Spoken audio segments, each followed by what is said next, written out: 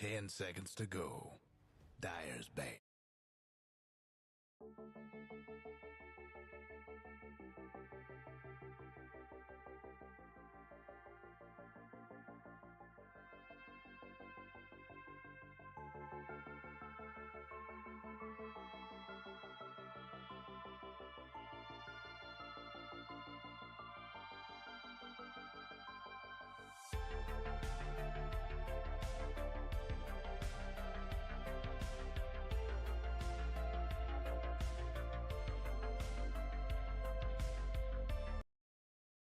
Hello, hello. Hello to those who are here. Hope everybody's having a great morning. Well, night actually for you guys. It's the morning for me. It's 10 a.m. I'm just gonna switch over a few things. Okay, so give me 2 seconds.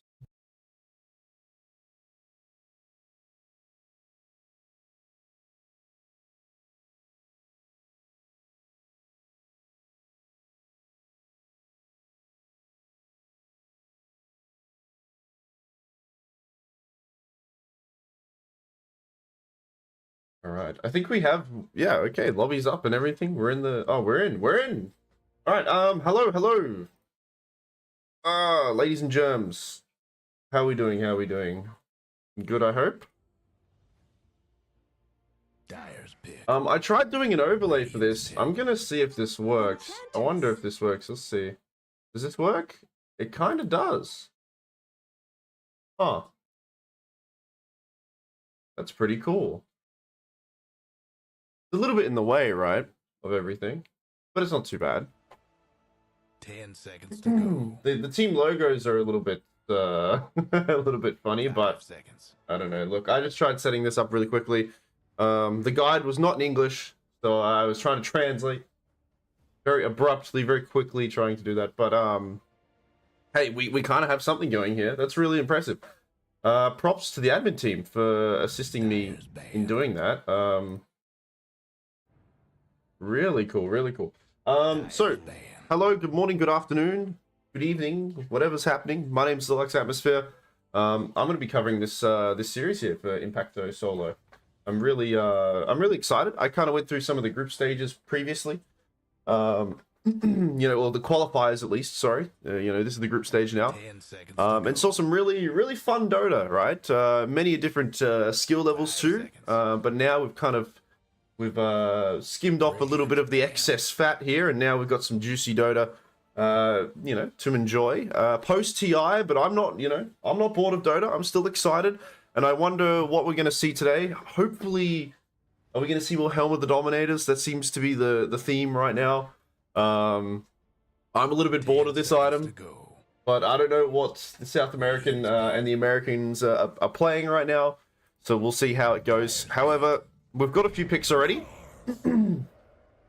Now, usually I'd be joined with Godot. Godot is unfortunately not quite well right now, so he will be joining me in the next one tomorrow, possibly. Okay, possibly. But for now, it's just me. I'm not really good at the game, but I like to get excited for this sort of stuff. So what we're going to do is we're going to just make sure I have my chat here. Cool. Templar Assassin.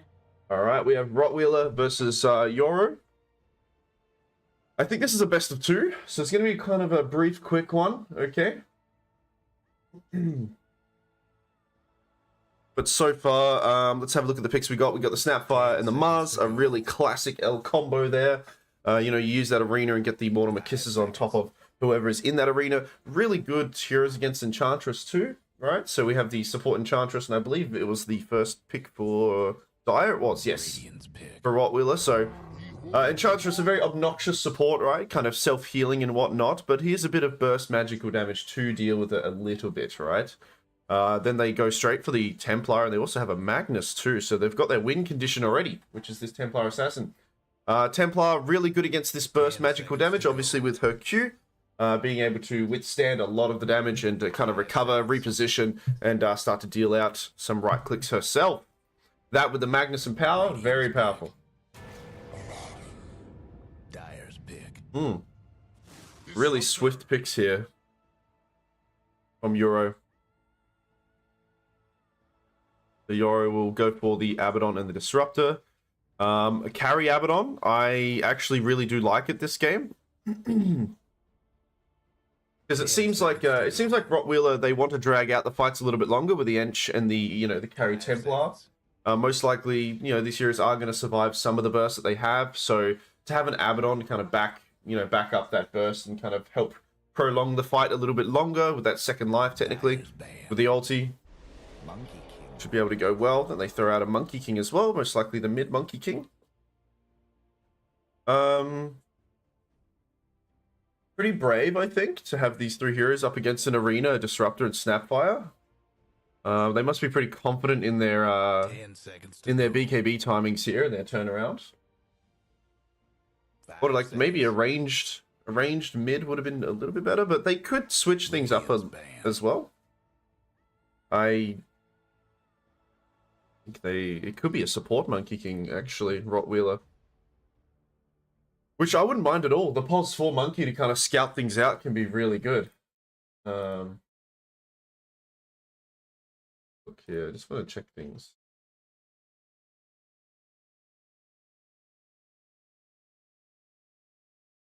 But also, you'll have to forgive me. I'm new to this this thing down below. I don't really know how to alter it too much. But that's okay. It seems to be looking pretty good.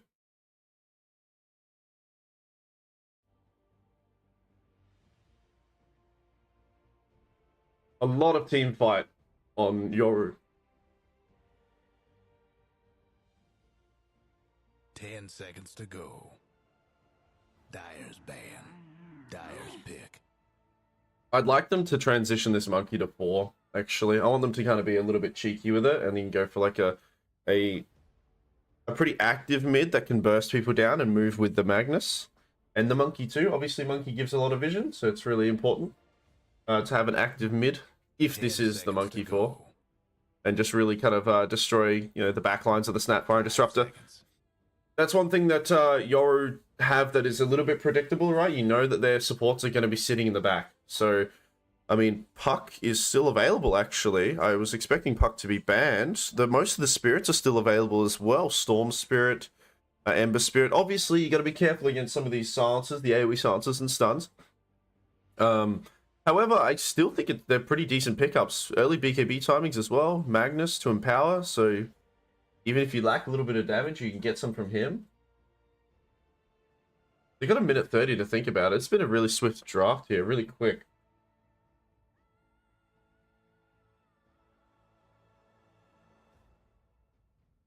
I'm hopeful that they that they transition this monkey to 4.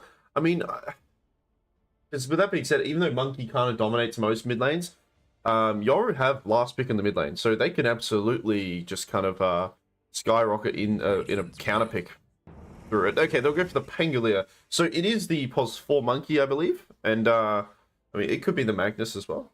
Really. A little bit of flexibility here, but it's most definitely the Pango mid. But Yoru, they can still kind of pick whatever they want here.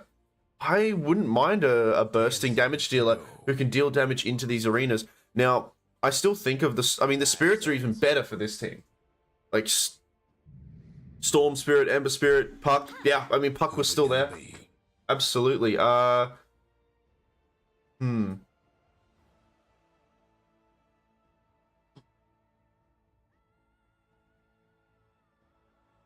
a lot of vision game. I think this Abaddon carry is really strong.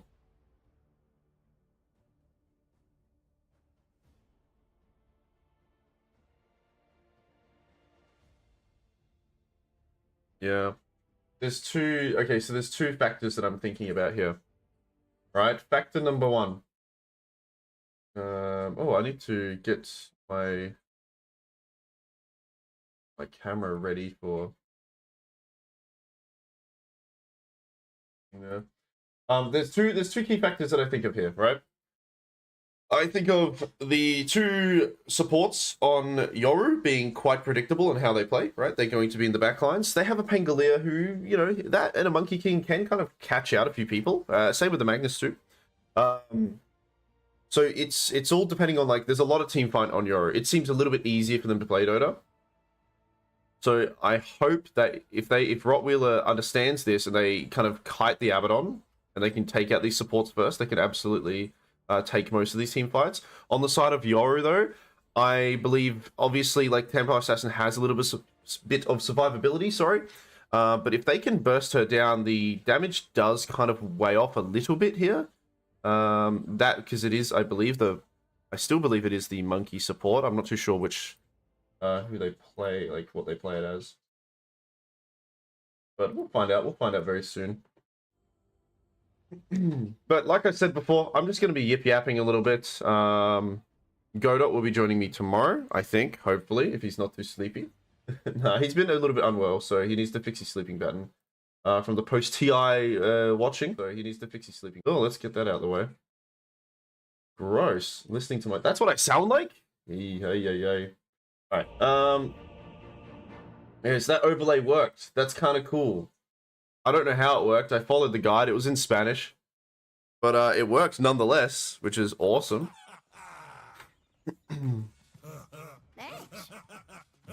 Oh, it already... Oh, look at that.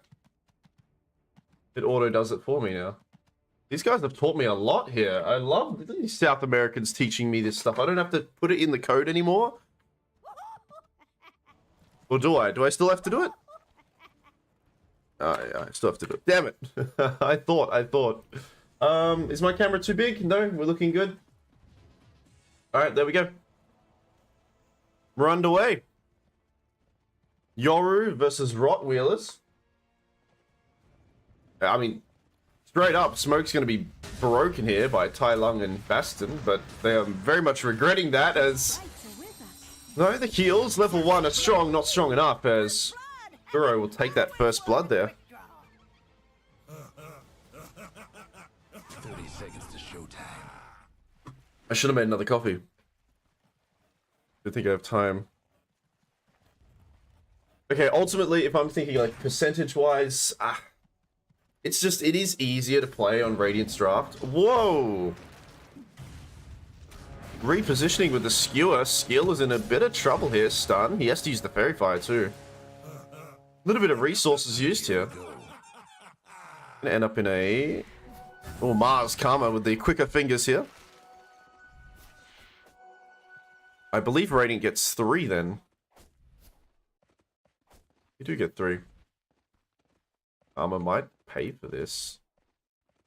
An obnoxious hero. Ench pos 5.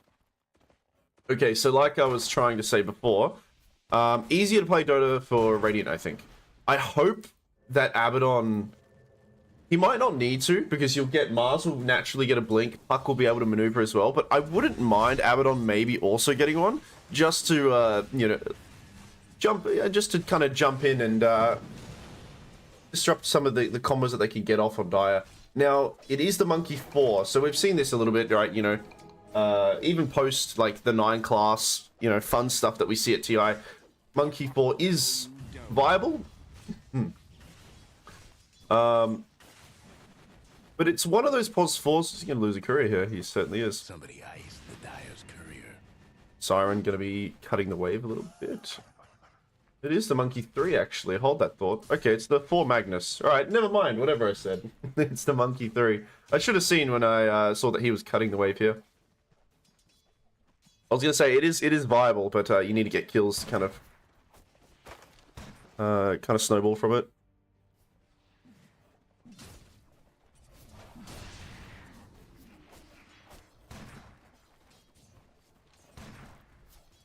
Top lane here. I think Baston, I mean, obviously right now, going to be bullying out a little bit, but there is definitely burst potential here on these two heroes. Especially post-level 6, or pre-level 6, sorry, for Ench.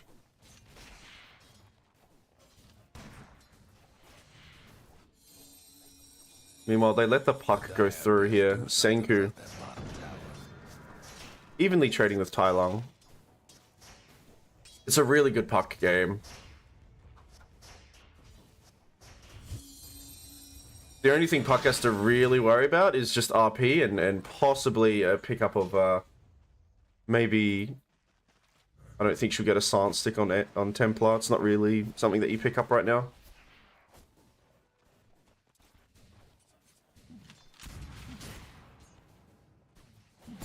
It didn't say, but I believe this is for a kill on the boots here. I believe this is a best of 2.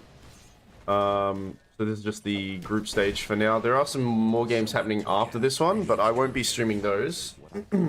I don't know if they'll be in English though. I think that's going to be in Spanish or something. I'll link those streams later.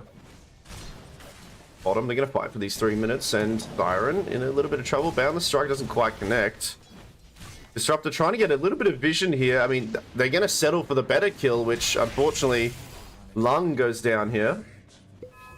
Magnus will pick up the healing lotus, but he might have to use it straight away. Go for a TP out. A little bit of a crippling situation here in this bottom lane. Now, they picked these heroes quite early as well.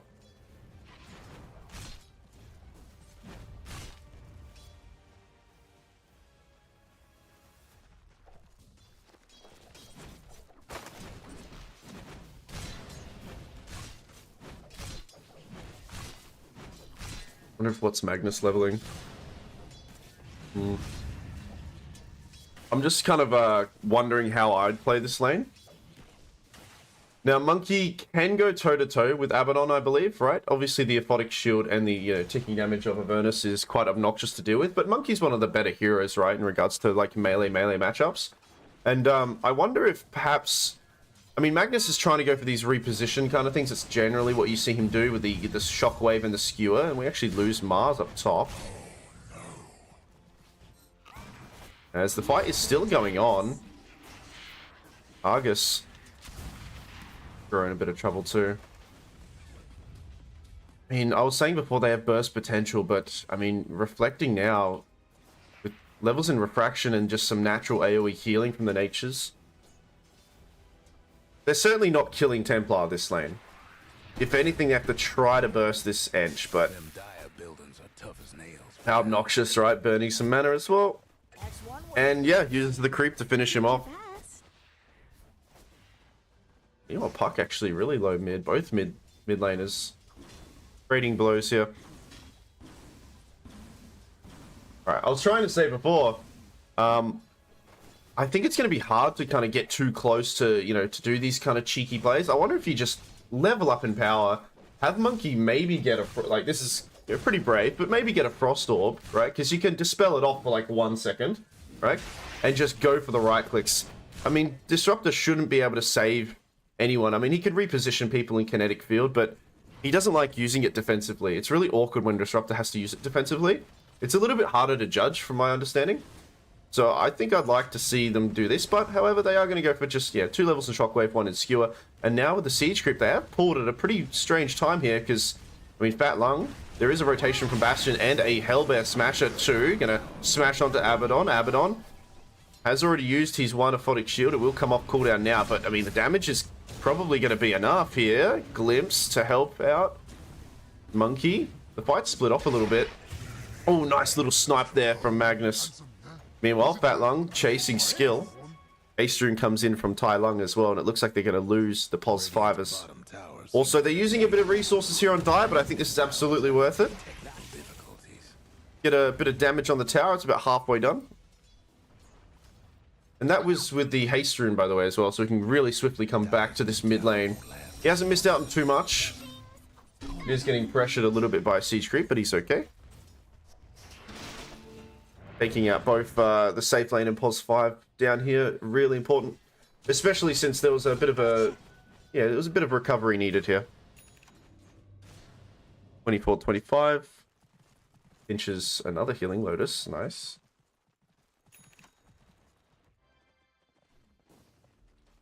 Meanwhile, I really love this this play here from Bastion. Because if you think about it, I don't see, unless they bring the Puck as well, this hero here is not dying to these two.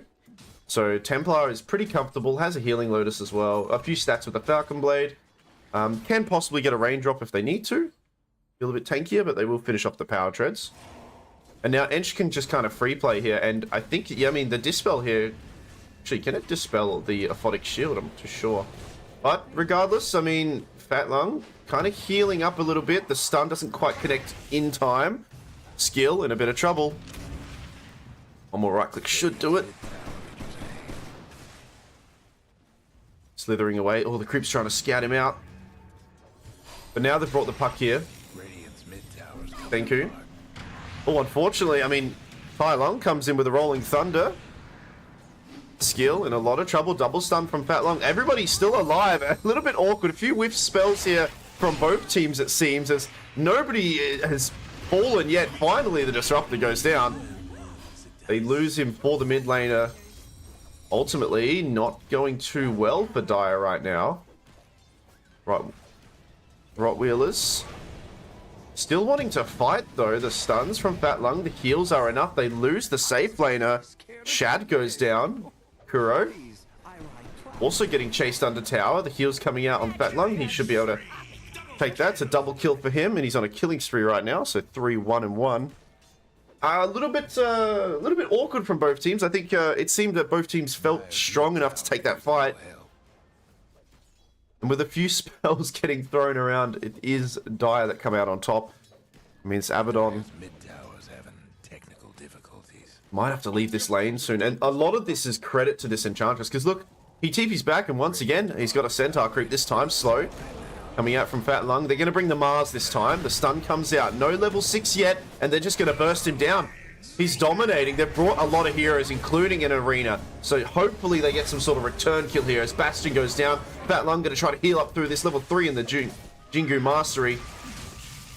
Centaur creep ready to stun as well. It is helping him out. Magnus nearby also. And they just can't quite kill this monkey yet. They'll bring the puck again. A nice stun there, and he's just healing up. Fat Lung.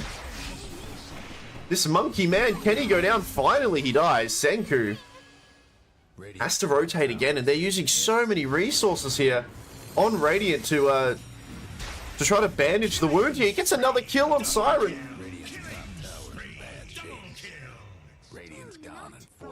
Okay, we're 9 minutes 40 seconds in, and there's already 16 deaths. And I mean, look at this. You're absolutely fine if you're Rottweilers, because your carry is untouched, unscathed, and he's taken out the top tower. Let's have a look at the net worth and see. I mean, Puck's up there, but this Templar has just had the freest time ever. Oop. Snapfire. I mean, there's so much happening down in this bottom lane. Maybe you just sack it and move on. The self-sustain from the Jingu Mastery and the Ench now being here permanently. It's only one level in the Nature's Attendance, but seems to be enough to be being a constant thorn down here, as well as, you know, the neutral creeps coming in and being quite annoying too. Trouble brewing at Radiant's bottom tower. Now, what do you do if you're Radiant? I mean, yeah, Abaddon, he's had such a rough time now. His net worth has dipped completely. There goes Radiant's bottom tower. As now, it's, yeah, just before 11 minutes, the bottom tower goes down. Rottweilers with a 2k net worth lead. They have brought a few heroes up north here, and they have an Arena, they have the Mortimer Kisses, but it looks like... I mean, Euro, can they do this? I mean, Rottweilers, they know what's going on. They have an RP if they want to use it.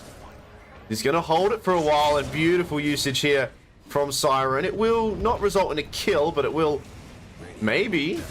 I mean, Argus, the Mortimer Kisses does get interrupted. Puck, can they finally take out... They do. They finally take the kill here. However, Shad, he trades his life away for it. Now, Karma. He'll go down. It's a 3-for-1 trade. They get in, but at what cost? They use so many heroes to do so. So many spells as well. And unfortunately, I mean, this Abaddon has just not been having a fun time. 1-4-3. They'll respawn now. It's just not worth it.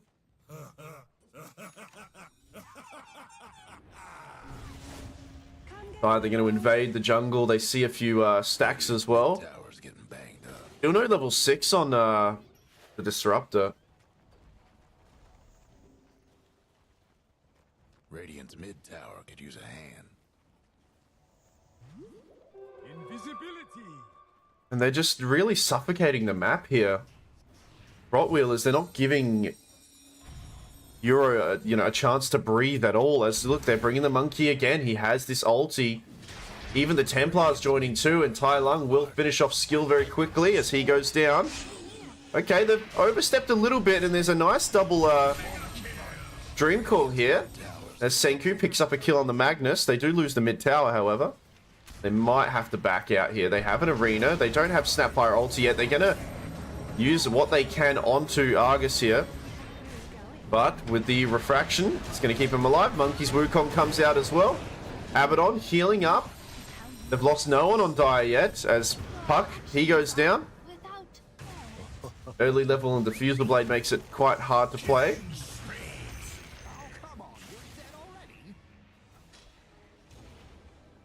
Let's just lose 3, damn.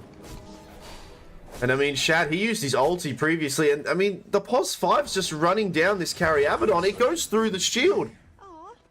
He's a level ahead of him. It isn't fair. This is not fair. I just woke up. Leave me alone. Amazing what you found laying around. Radiant's top tower's hurting. A really strong opening hand here from Rottweilers.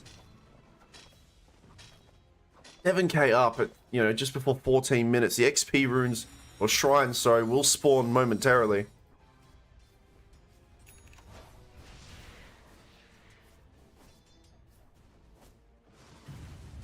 Limps back on Fat Lung, but feeling pretty good. 7-2 this monkey. Now, I think most, if not all of the lanes were victorious for Dire, but I think, you know, their intuition and understanding this top lane, they had no pressure against TA, so, you know, Bastion able to kind of rotate around very early and just really help out in this bottom lane. Not that it necessarily needed the help, but, oh, okay. Does use a shield rune to try to heal up, and then the rolling, or the crash, sorry. Mortimer Kisses are coming out. It is only level 1, so it's not dishing out too much damage. There's a buyback from Mars. They finish off Tai Lung. As Fat Lung now. The Lung brothers. Arena. Silence. Stun. Minus armor. Can they get an RP? They certainly can. There's that blink reveal. The ulti coming out from the Monkey King as well. And this is looking pretty rough for Radiant. Double kill.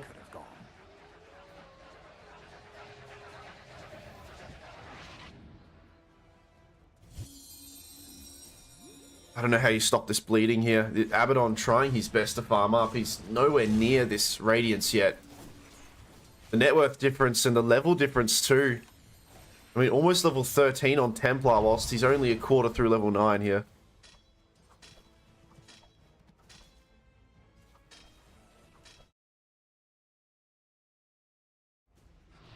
Now, I'll just recap here, guys. This should still be some pretty high MMR, you know, players. We're looking at Immortal players here, okay?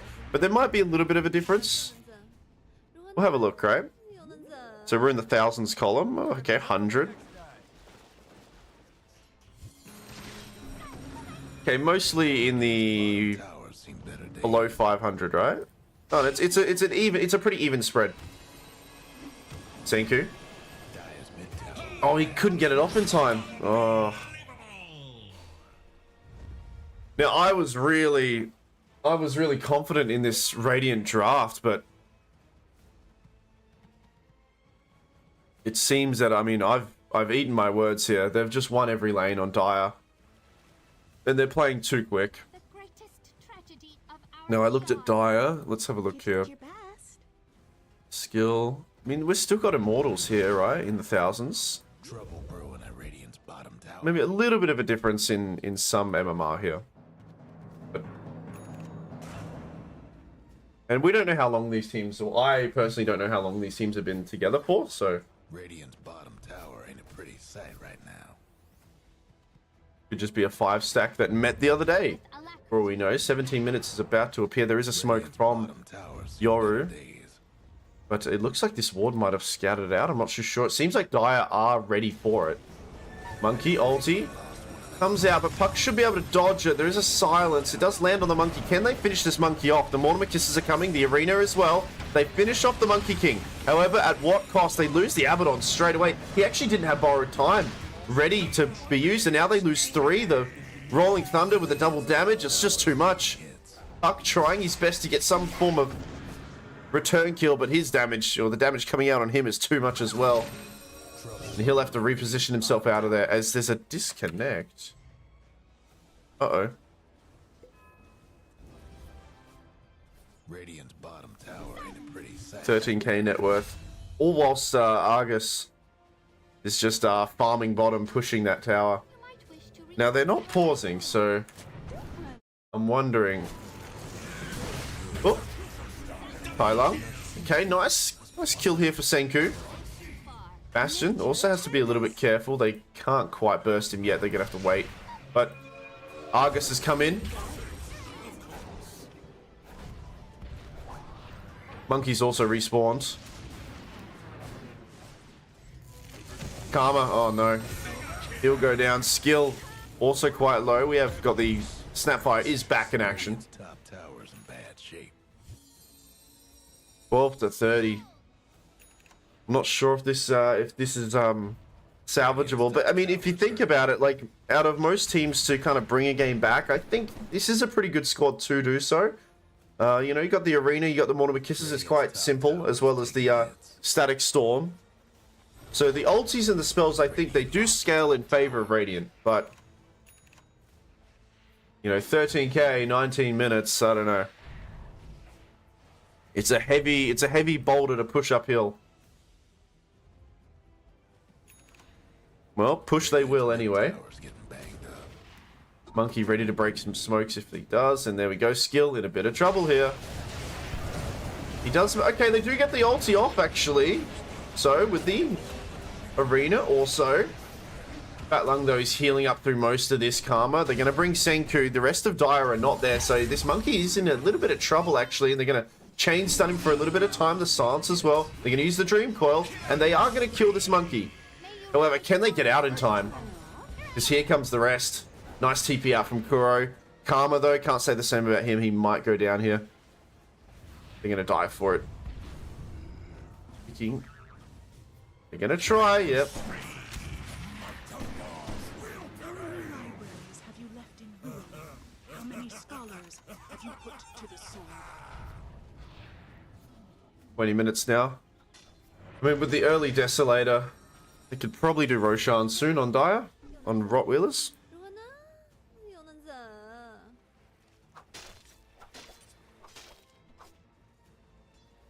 Radiant's mid tower could use a hand. Oh no, the courier just dies. The sad little sausage dog goes down. Radiant's mid tower's getting banged up. I mean, they are not putting, what's it called? They're not putting their foot off the accelerator here. Dire, they are, I mean, Rottweilers, they really want to finish this game. Nice attempt here, but quick fingers from Karma. And I think they need to be a little bit more respectful here of this Radiant squad. I can see them possibly overstepping here and getting punished for it. I'd like to see them get Roshan soon. I think the TA will head top. As the XP shrines come through. Looks like Radiant should grab both of them. As where Puck is pinching one of them as well. Abaddon, Radiance to his name, and that's about it. But he, you know, the same level as the POS 5-inch, and she can just bully him out, which is really rough. And now, okay, ulti used. All they have to do is just kind of wait a little bit. Stun. Follow up as well with the RP and the Rolling Thunder 2, and Karma ports out.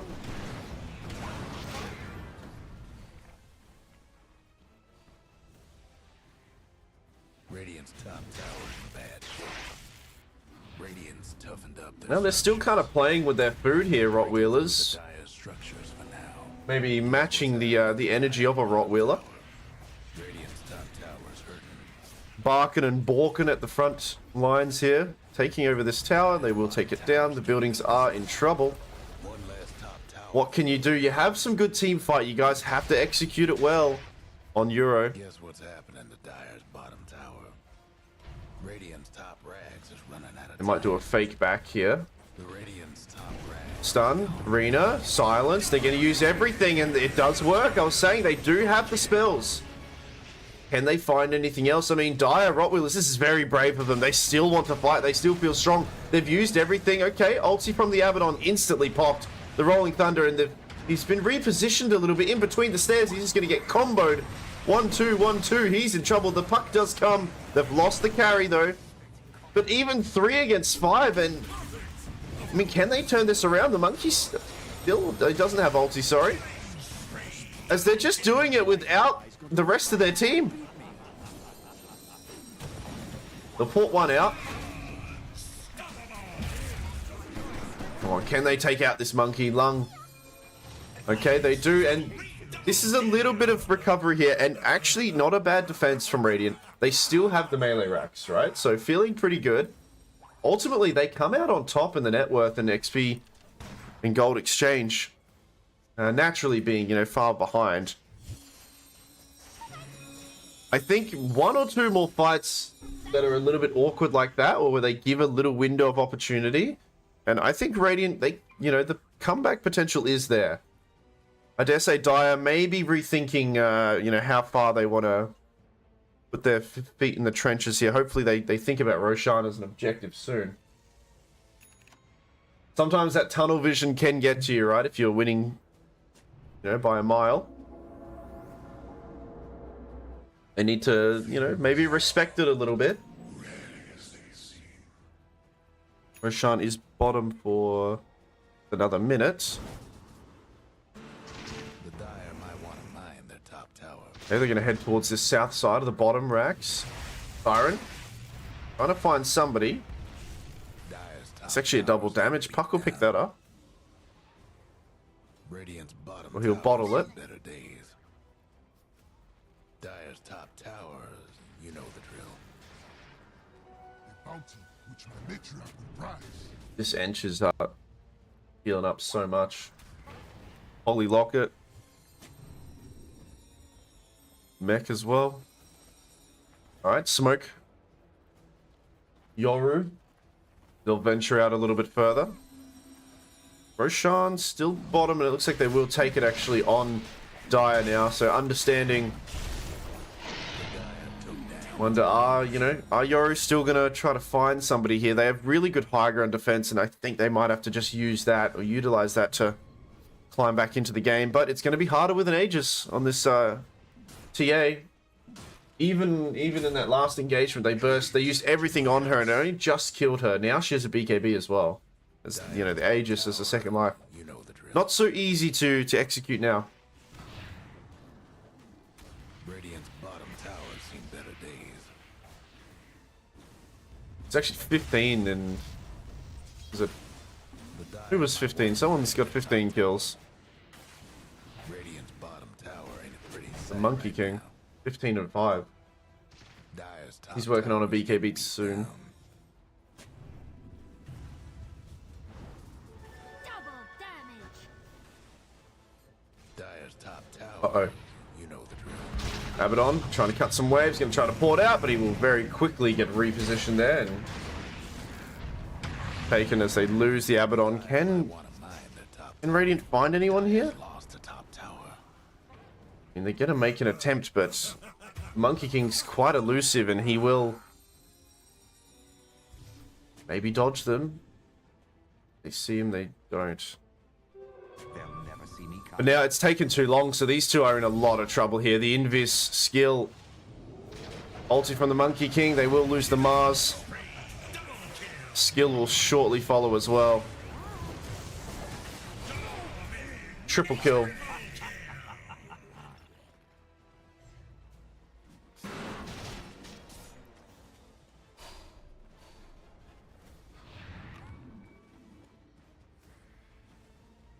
Radiant's mid tower could use a hand. Well, now with 3 heroes dead, the Abaddon will come back soon. Still 20 seconds on borrowed time.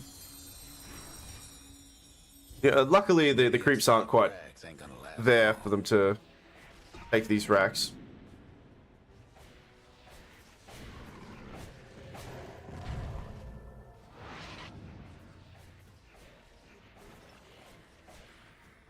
I said it before at the start of the draft. This is a really good puck. I still think this is a really good puck game. And I mean, despite Puck not actually having too much defensive items, though the Ghost Scepter would be, I think Puck's had a really good time. He's been kind of split pushing a little bit, but you know, 13-2 on this Puck is pretty impressive, right? Senku's been trying his best to kind of hold this, you know, make sure the net worth bleeding isn't too much here.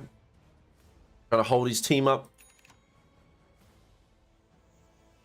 1 and 9 on this carry Abaddon. I mean, a lot of this, like I said, came from top lane not being pressured enough at all on this, or not, you know, they couldn't pressure the TA. And knowing this, you know, Rottweiler sent the Ench down bottom, and it was just a washout from there. They just continued to fight down there. And it was, you know, at moments it was looking like they were overdoing it. Oh, okay, this Argus is alone. He's going to pop the BKB. Meanwhile, they're going to try to find Puck. They do find Puck as a result. And I mean, with... Yeah, okay, just BKBs and TPs out.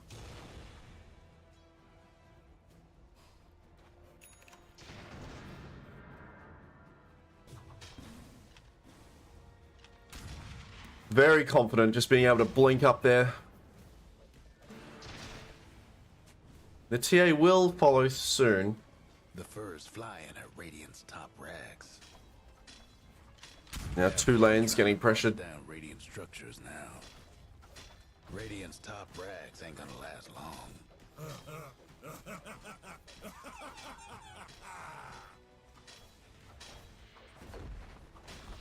As the top racks goes down.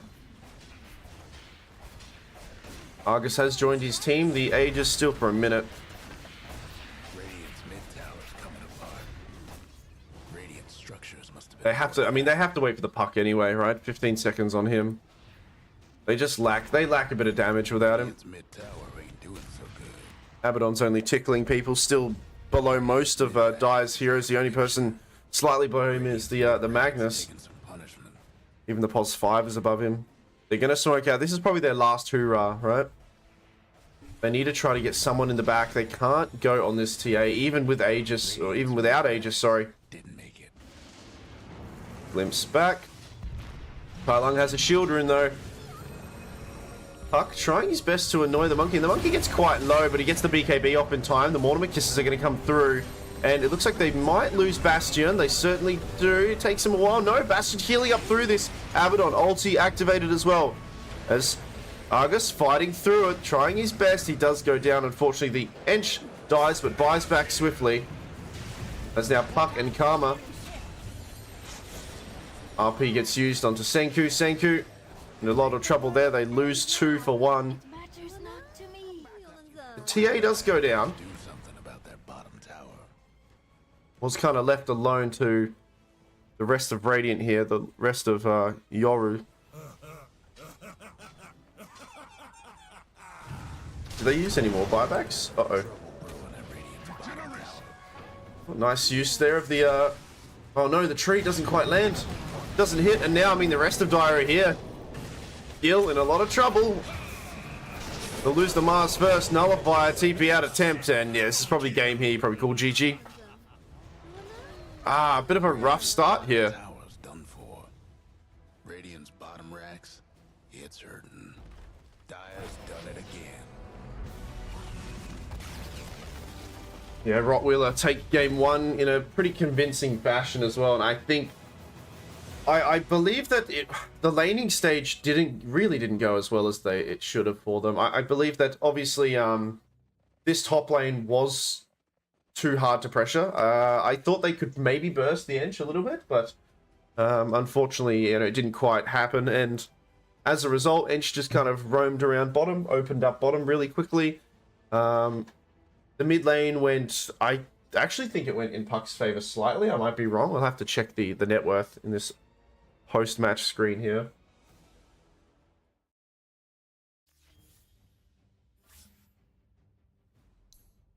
Look at the graph. Let's see how did mid go, right?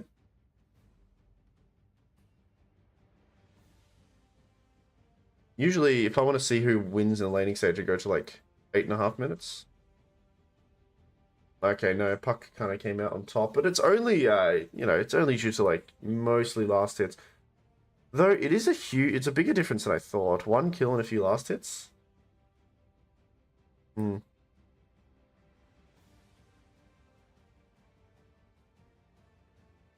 Meanwhile, yeah, it's just looking at the cores. It just seems like they lost most of their lanes. And I mean, this isn't even one to look at. I mean, it's actually closer than I thought. But then it was actually at this very timing is where I think it started to go downhill, right?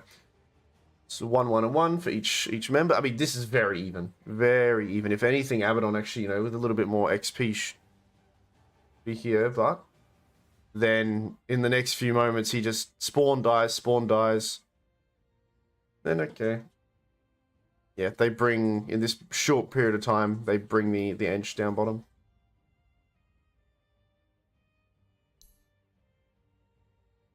Yeah, just snowballed from there. But that's only one game. I still believe this is a best of two. So I'm not. Yeah, it didn't say it on the on the thing, but have a look here.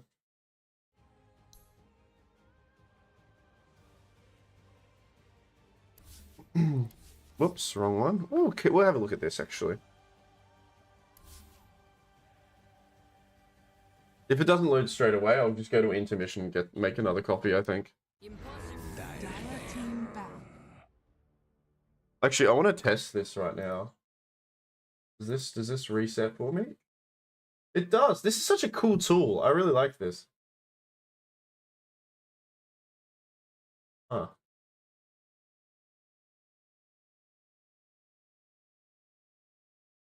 I'm going to let this play for a bit. I'm going to make another copy. So I'll be right back. We're not going to be casting this game, right? This game's being casted already on like another stream. Spanish, though, I believe, right? But we'll come back for game 2 very soon. I'm just going to have something to drink really quick. These guys, Zeta Gaming versus... How do I say this? Detenti? Detenti. What draft do I like more? I'll come back and have a look. Give me 2 seconds, guys.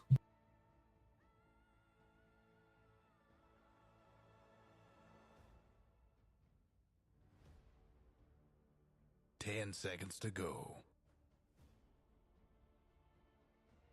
5 seconds. Radiant's pick.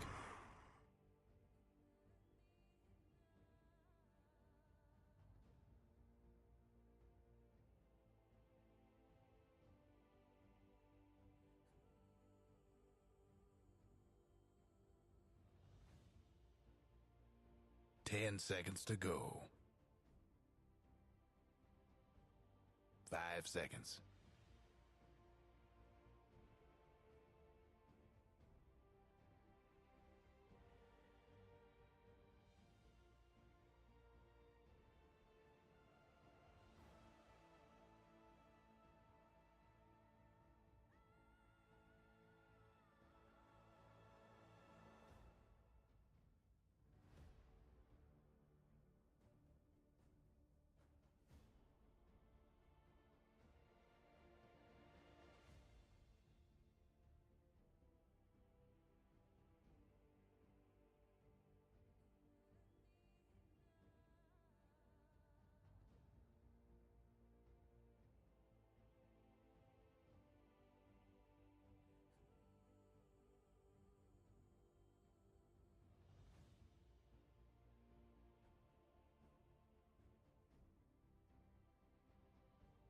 All right.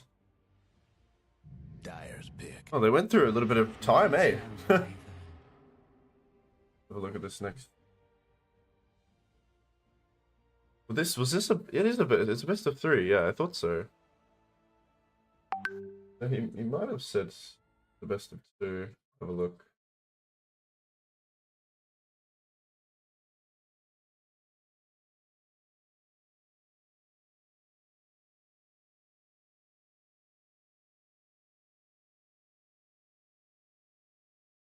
Let's see, record a video.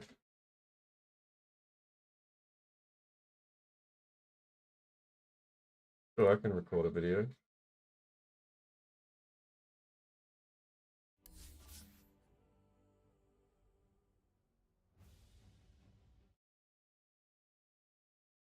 wants me to record a video of it working. Sure, let's record a little video for him. So I thought it was going to be a little bit more fidgety, but what I can do here, hopefully this draft started. I probably could have stayed in this other one.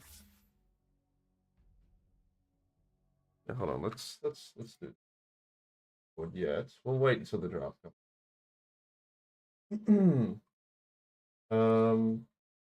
But yeah, a bit of a I kind of thought that game was completely. Look, man, maybe my Dota knowledge isn't there. I really thought Radiant's draft was much better. I kind of expected, but like upon reflection, I kind of expected like the monkey lane to go a little bit. Like monkey would have beaten Abaddon, but I think maybe if they still should have been able to just like at least.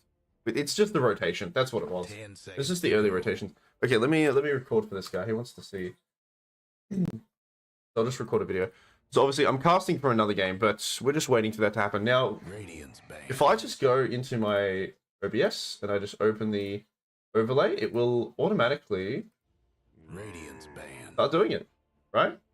It's maybe a little bit big, maybe. I don't know. It looks fine, actually. I really like it. It looks really good. Now, 10 seconds to go. if I get out of this game, let's test this actually, right? Ban. Or I think the other game already started. But just for context, right? I went out of, when the game starts, I shut it down, right? Like I just, turn it off here. And then I go into another game and it will refresh and redo it. So, pretty cool stuff. So it appears to be working. It appears to be working for now. Okay, that's a little, there we go. A little bit of a video. Let me just send that to him. Videos.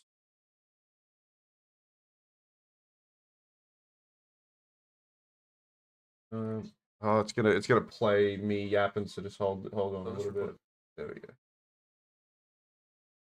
Yeah, sweet. Go to Discord. My other game's starting soon.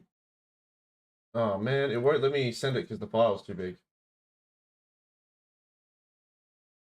You can see on stream.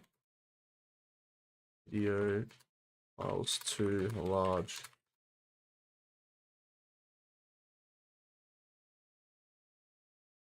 That's just an excuse for him to come in here and say hello to me. Alright. As much as I do want to see this other draft, I would like to...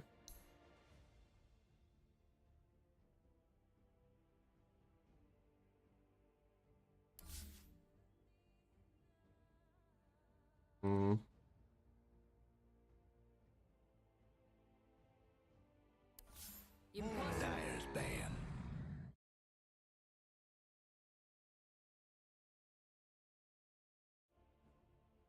Clockwork. Alright. Here we go. Just recording to open it up. It eventually adjusts, and it seems to be working. Even if I go out of a game and come back in, it will reset itself and work. So it's pretty cool.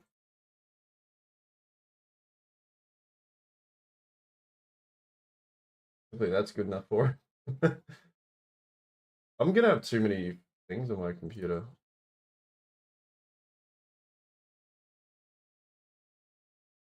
There's the audio.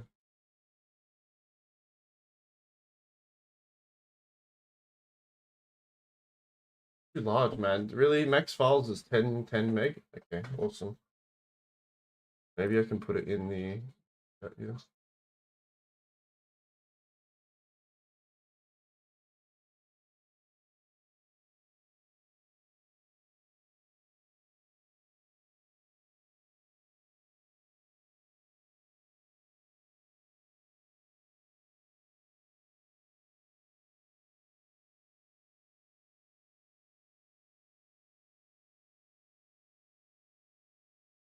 All right. Where's my game? Disconnected. Uh-oh. Maybe I throw it to an intermission. I'm not so sure how long this is going to take for these boys to have this other game up. I really want it to go to like a I want next game to be a little bit closer.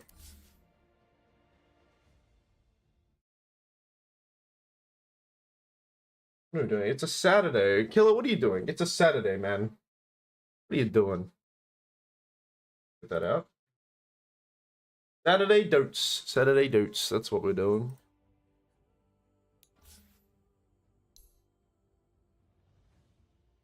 Like, on paper, man, like, this seems to be... I'm really expecting this Radiant draft to just do a little bit better. Granted, like, yeah, okay, Monkey usually beats Abaddon. And I think it should have maybe gone even.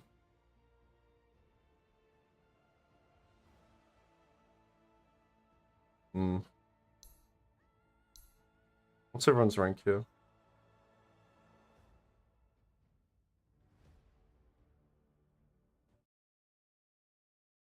I'm streaming on YouTube as well. How's that going for me?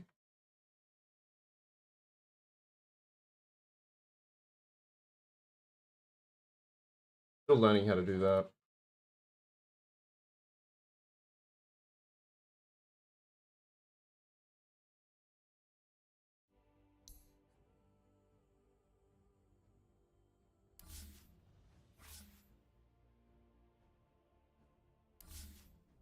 Alright, I'm gonna throw it to an intermission. Because it's taking a little bit too long. So I will be right back, okay? I'm going to Uno Momento, okay? We'll have game 2 very soon. I'm just gonna wait for it to start. I might have something. Which one should I go into?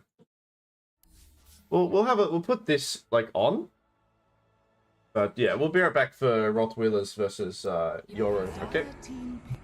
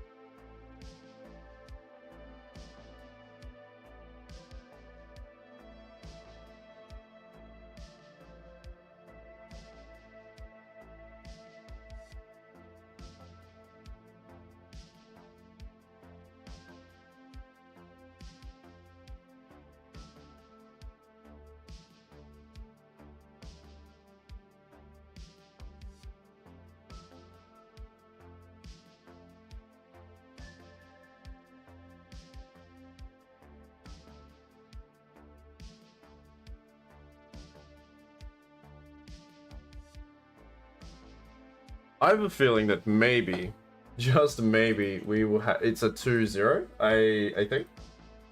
I'm having a little bit of a squeeze here. I've got a feeling that the other team may have just forfeited the second game.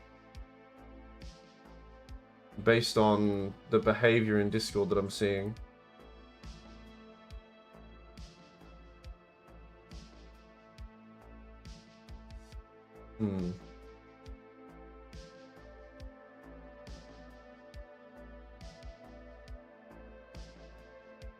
Yeah, that's what happened.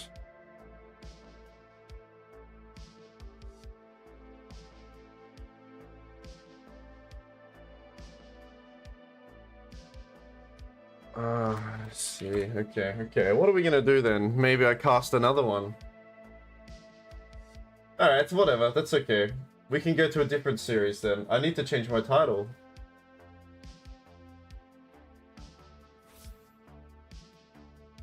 Yeah. So the first game was actually forfeited because it took them too long to join. I didn't know that was the case. So, thus, we will go to Chandogs vs Futuros.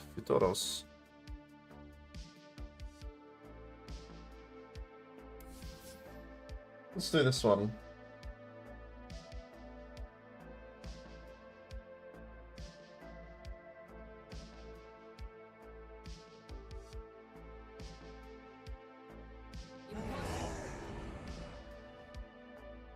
Fantasy gaming, right?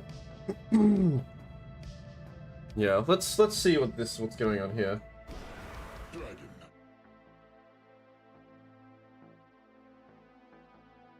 Have a look. I'm just gonna change the title.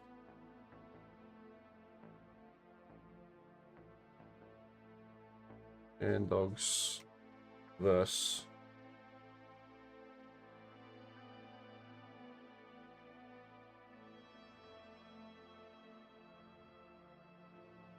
Oh, I should do English, right? I should do it as like so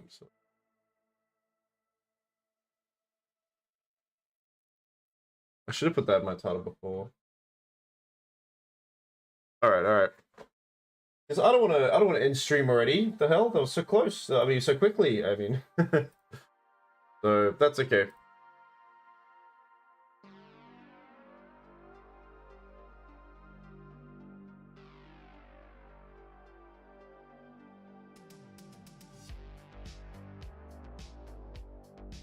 Pause a bit of this. I'll take it. I'll take it.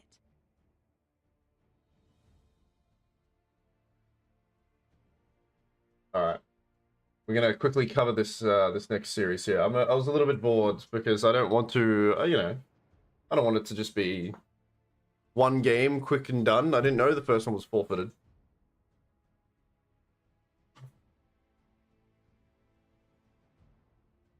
But I believe this is a best of 3 that's just started, so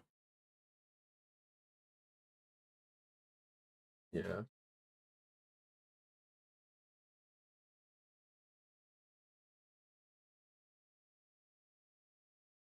Is he casting? He's casting this one.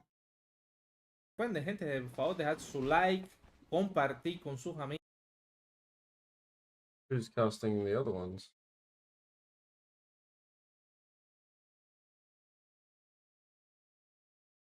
Mejor dicho, Destroyer 1331 y Jim Coffee. Yeah, people are casting. Sabemos que esos que tienen también son inmortales, lo que no sabemos exactamente qué número. All right, carry Vamos a on. ver qué tal. All right, I'll be doing the English cast for this. I can see some people are having a little bit of a watch here. ¿No el comando o no? Sí. U-Band Dota is doing that. Okay, cool. That's good. That's good.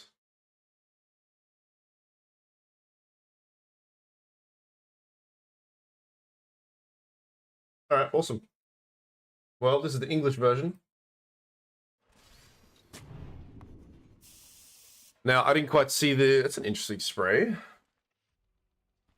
It's known to be a Russian one usually, right? The smiley face. All right. I believe this is a best of 3. I'm not too sure. It is still group stage, so I'm a little bit unsure of how they've done it. because I've seen mixed things of best of 3s and best of 2s, but we have Chandogs. I'll just go Dogs Gaming versus I think this is meant to be like, I think it translates to elite, maybe the what that word is in Spanish, or not too sure. Yeah, let's find it. Let's actually find out so it's a bit more proper. Yeah, we'll do dogs versus. Yeah, they're actually not even here on the thing. Fantasy gaming, fantasy. All right, I'll remember that. Fantasy. Radiant on one side.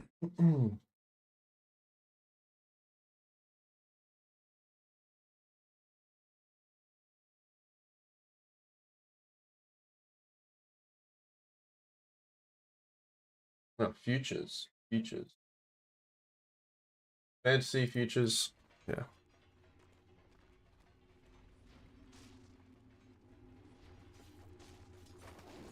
All right. Well, straight from the bat, they're going to try to go onto Yissus. Yissus quite low, goes down. DM with the first blood there. Now, a really good thing to do against a Enigma, right? Because Enigma's like such a lane dominator usually, and often does so just with the use of the Eidolons, right? Just being able to bully and out, you know, last hit and whatnot. That being said, you know, with Jimmy Koff being on the Pugner, he can do a little bit of damage to these Eidolons. You know, mixing that with the Breathe Fire from the Dragon Knight. But now, I mean, Burr being quite annoying with these cogs here. They have the POS 5 Clockwork. It looks like they're going to throw... Yeah, they're going to have the 4 on the Skyrath there, down bottom. Another TA game. I think this is very similar to my previous series that I just casted, or my previous game that I casted, where they have a lot of burst damage, sure. I don't see TA dying, though. This lane should go beneficial, or at least, you know, evenly traded, maybe. But I don't see TA getting pressured at all. TA against Mars, I mean, this is the second time in a row that we've seen it as well. I don't think it... Yeah, I think it goes quite even. I think it really depends on the supports. Now, they've got a save on this support here of Ringmaster. They can silence the Ringmaster. Or they can actually go on the Ringmaster as well. I think that's what they need to do here. TA shouldn't be able to, you know, counterplay, really. Should just right-clicks. So I think the only way that this lane here kind of goes in one favor is if they jump onto this Ringmaster here on Phantasma.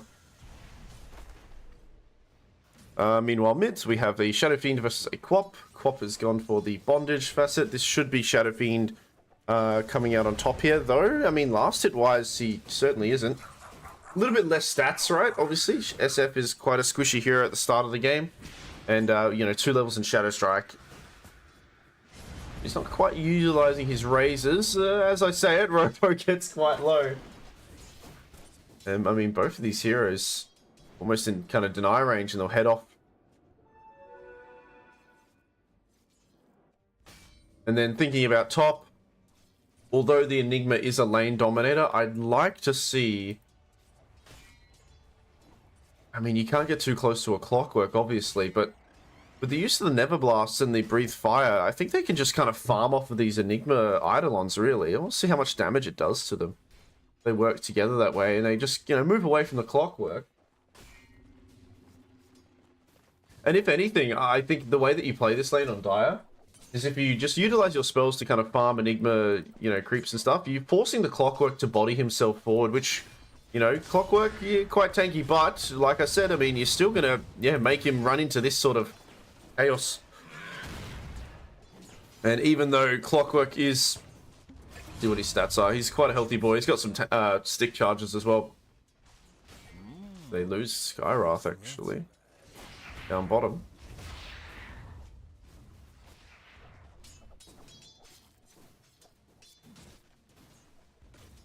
Yeah, forcing a Clockwork to get close in personal into this damage is just, yeah, not good. There's that Nether Blast. DM using the stun defensively. He's actually going to go down. The Fairy Fire was used as well. He's not going to turn around fire. He will. Okay. He takes a lot of damage doing so.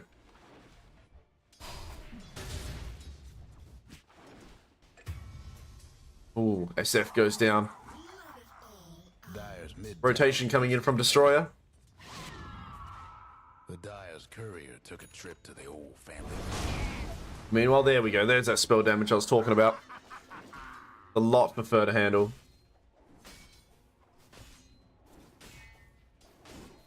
Enigma, pretty untouchable now with the Helm of the Iron Will, as well as the 16 Magic Wand charges.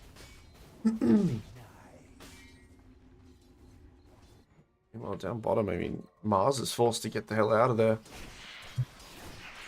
As we're hitting up 5 minutes now. And this is the annoyance of this hero. Clockwork, they might actually dive here. He has another set of Eidolons to use. And with, you know, Dragonite not having any sticks or anything, he's got a bit of a mana issue himself. Gonna feed away a Nether Ward, unfortunately.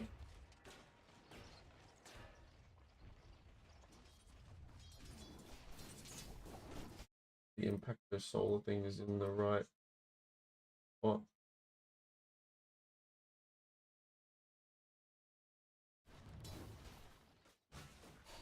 Six-minute rune's going to spawn soon. We're going to have some TPs from the supports coming in. Phantasma is here, as well as, I mean, Clockwork's first going to come in. Destroyer. So the numbers, okay, it's going to be evenly numbered off as Jimmy shows top. It is a double damage rune. And Phantasma forced to use the level 1 escape act on himself and an ambitious TP, but he goes down anyway. In doing so, does help secure that double damage for the Shadow Fiend.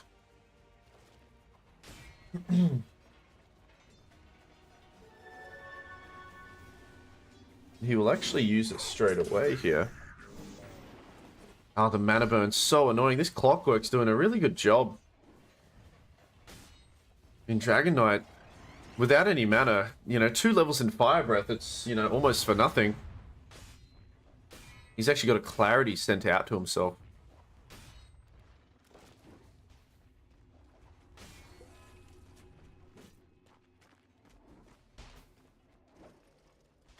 Worthy tribute.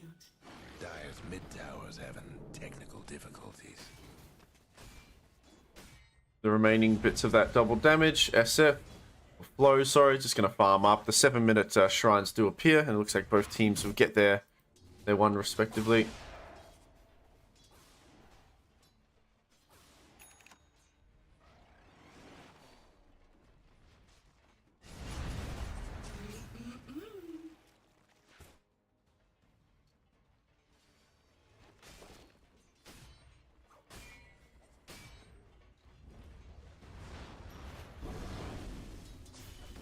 So they're going to go for a dive here. They will bring Phantasma as well. Stun coming in onto Fur from DM to kind of close the distance. And now they might be able to, yeah, TP out a temp from Eurus. The Cogs help him get out of there. The ulti from the DK used. They actually don't get any kills, though. So although they'd like to get a kill on Radiant, they force out the Dragon Form and a few TPs too. Feel pretty useful. Regen rune, gonna be left for a little bit. The Dire supports against the Radiant supports. Who comes out on top? Nether Blast onto 2. There's a lot of splash damage here. The Scream comes through. Magic Res is there. It's not enough though, as Robo takes out Phantasma. And then Fur also goes down. No breaking down the Radiant structures like this. Radiant's top tower is taking hits. Now the remaining bits of this Dragon Form, they're gonna pressure up north.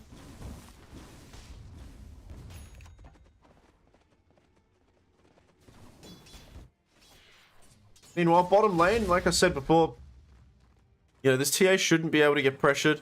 You know, Mars also equally so. You know, without any rotations or any other heroes, this is going to be a pretty, well, I won't say dead lane, but a pretty boring lane, right? They'll just farm in front of each other for a while. I think perhaps they'll bring the Quap down bottom in attempts to take out Ellie. But a lot of this first like 12 to 15 minutes of the game is really dependent on how well Enigma does. Now, Enigma, despite, I think, being up against a pretty unfavorable lane, in my opinion, has still come out on top. Just really shows how strong the hero is. As well as, I mean, Fur's been doing really well with his cogs. They do have flow here, and now Fur does trap Jimmy in a bit of trouble, and he'll go down pretty swiftly here, as now DM's in equally so. His own has to backpedal himself. I mean, Dire, are they going to bring anyone to help defend this, or are they going to... I think they're just going to try to pressure mid. Mid tower's pretty healthy for Radiant, though. They're not really missing out on too much as they take this top tower. Without much resistance here, they're going to see that Fur run into Destroyer here. Robo. They're really trying to... or emphasizing the runes for this this co-op, which is really good. But it's all about what can she do with them. Haste rune is there for her. Radiant's mid tower's getting banged up. Now, siege creep mid tower. They see the SF farming some stacks, and they'll bring Destroyer here to maybe poke a little bit, force a TP out. Can the Quap kill? No. Thought about using the stream there, but the TP out. Radiant's mid tower could use a hand. And now they take out this mid tower. Radiant's mid tower's getting the what for? DM, he just can't be left alone here. He is actually in a little bit of trouble. With a solo black hole, he might actually die. He's going to port towards the mid lane.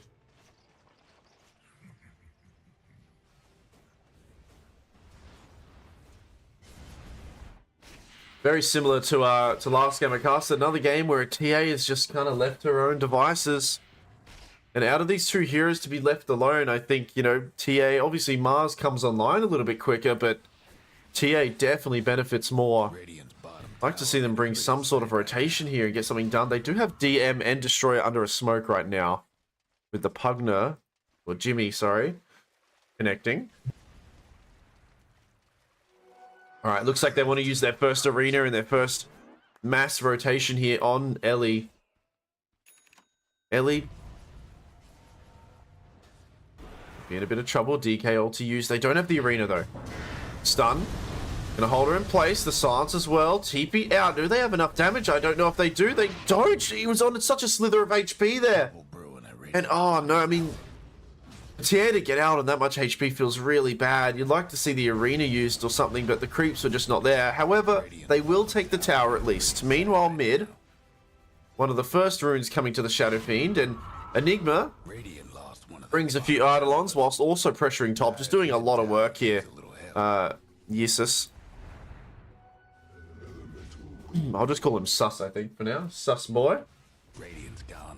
Starting to pressure the map. Can't do nothing about dire structures right Now shield rune on SF. The Eidolons are here as well. They've got a deep ward, and they'll take this mid tower without much to respond. The DK form is going to run out soon. DP out, but Sus manages to just get out there. That was very fortunate for him. Granted, they don't have any stuns apart from the Mars and the DK. So no Rod yet, no Yules, no nothing. They can't quite hold anyone down. Early days though. Uh-oh. Ringmaster ventures off a little bit too far whilst the enemy were in their jungle. Did manage to drop the ward.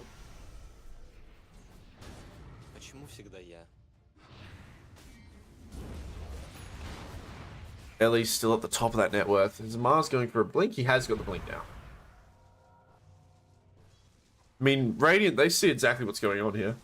The Dire might want to mine their top tower. So Ellie is not fearful at all.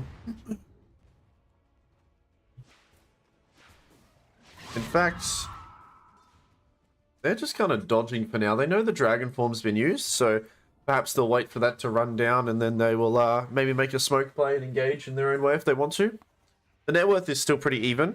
However, I think Radiant are feeling a lot better right now. They've gotten more towers, right? So they've gotten 2 towers courtesy of this Enigma. Who, once again, I don't know if Enigma should have... I mean, Enigma, very strong laner, but I don't think he should have won top lane. I think the amount of burst on these Eidolons, I think they could have just farmed them up, but maybe that's props to the Clockwork, just burning a lot of mana on this DK. Or perhaps DK not having, I mean, a Soul Ring could possibly have helped him out there.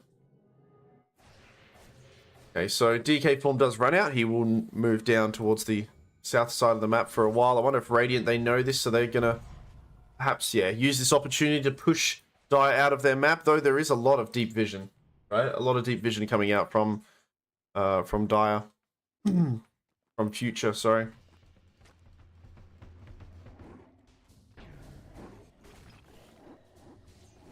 About 15 minutes in.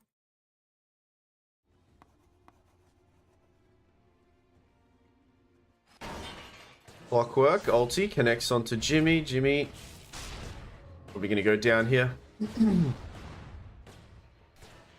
No one else is really coming in, though, so he actually is going to turn a little bit here. First, should be able to outrun this, but Destroyer nearby also can slow him down. The Dire best do something about that bottom tower. A little bit of wasted energy from both sides there. 又能怎？如何呢？又能怎？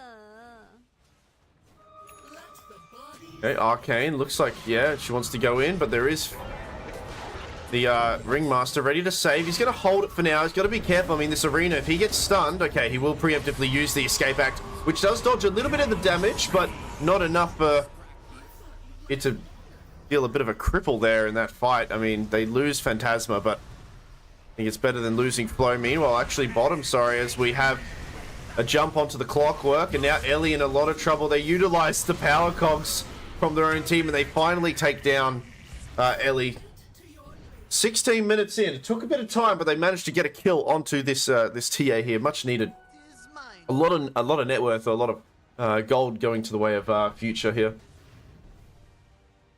Radiant's mid towers get lagged up.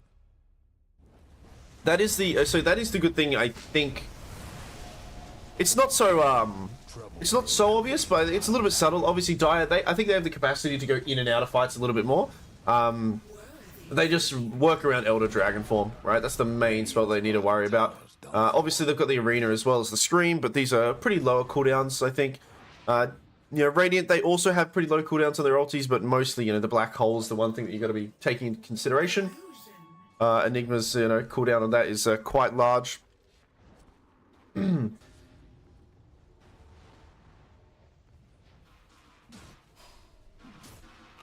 Now, I'm a little bit, I don't know if concerned's the right word, but a little bit perplexed by, maybe they wanted to wait for this Pipe of Insight, but there was a brief moment where Dragon Knight didn't have his ulti, and I think Radiant just happy to farm up. I guess they are convinced they do win the later game, which I'd argue, yeah, possibly. I think it's, you know, it's probably 65 or 60-40 here in the late game like matchup, just looking at the heroes on paper. Radiant's mid towers coming But, you know, to highlight, although they won the laning stage, right, we're looking at it right now, I think they won the laning stage, really good rotations, and really good map, like, opening here, but they're only 2 kills. There's a 2k net worth for the enemy team. I think that's strictly through just the ganks and stuff like that.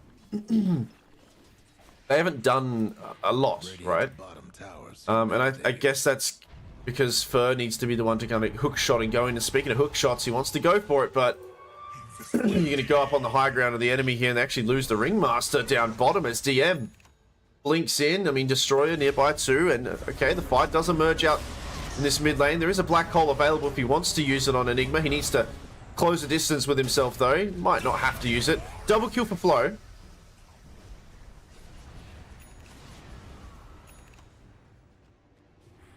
As there we go. They got a little bit of something here. Right now. And they're going to go straight for Roshan, actually. With the Desolator picked up, absolutely. Neutral creeps there as well to dish out some more damage.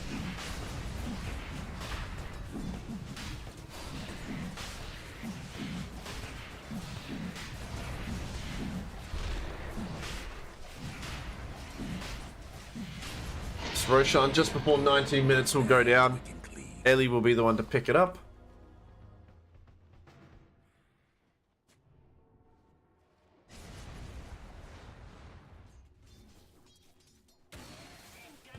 Well, Jimmy, oh no, he forces himself into the vision here, and Fur nearby. He's in a bit of trouble.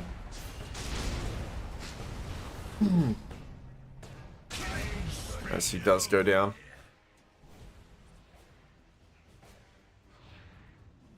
What are we looking for next? For this DK build, we go for a BKB after the Manta style. Well, maybe he's okay. No, queuing up the Hurricane Pike instead. Yeah, I don't know if this is a good. I mean, most of these ultis can, like, you know, dish out some damage or do something through BKB anyway, right? Mostly just the black hole. So I think just a bit more stats would be good. Почему всегда я? Momenta dogs, they will be there to welcome it with open arms as they give the shard to Phantasma, one of the better ones in the game. That vision, right, in the arena, very useful. And they're gonna, this is a really nice play. They're gonna smoke straight away and go for this DK, who's just used his dragon form here. Hook shot does connect. The blink in, the ulti from Float forces him into the cogs as well. He's quite tanky, but they will kill him dire. They're gonna bring a few heroes though. Can they get anything in return? I don't think you'd want to up against an Aegis lineup here. You'd maybe want to try something different. And speaking of different, the DD. Okay, they find a support here on Phantasma. Just couldn't save that bottom tower. Oh, the evasion from the high ground. He's gonna still die. Meanwhile, okay, Arena used, I think, defensively here to hold Flow off. Robo, double damage, has a scream as well, but I mean, the rest of Radiant, they're pretty healthy. Pipe active as well. And they need to dodge this.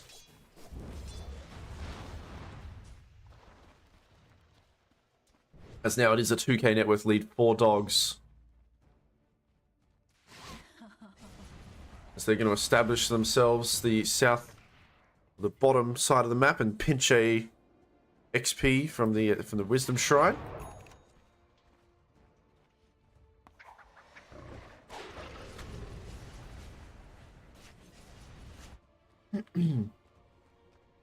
Smoke from Dire. Age is still 2 minutes 20.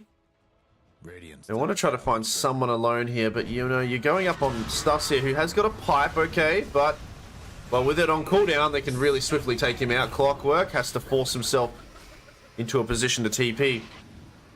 This is why I think, I mean, they won't need the silence stick because, I mean, obviously we've got this natural silence on the Skywrath, but yeah, jumping on the Enigma isn't such a bad idea. He is tanky, but I think with enough magical damage, they can still burst him through pipe. They just got to be careful of him being saved and how much they want to use on him.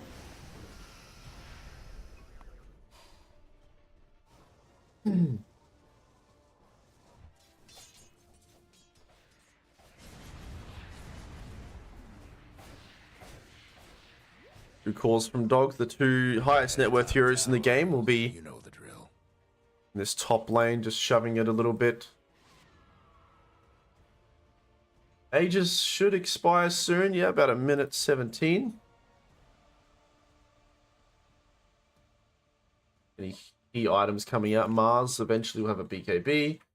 Quap, I think, going for an Ags, possibly, or what she's going for. Looks like we had a hook shot exchange for the ulti from the Dragon Knight.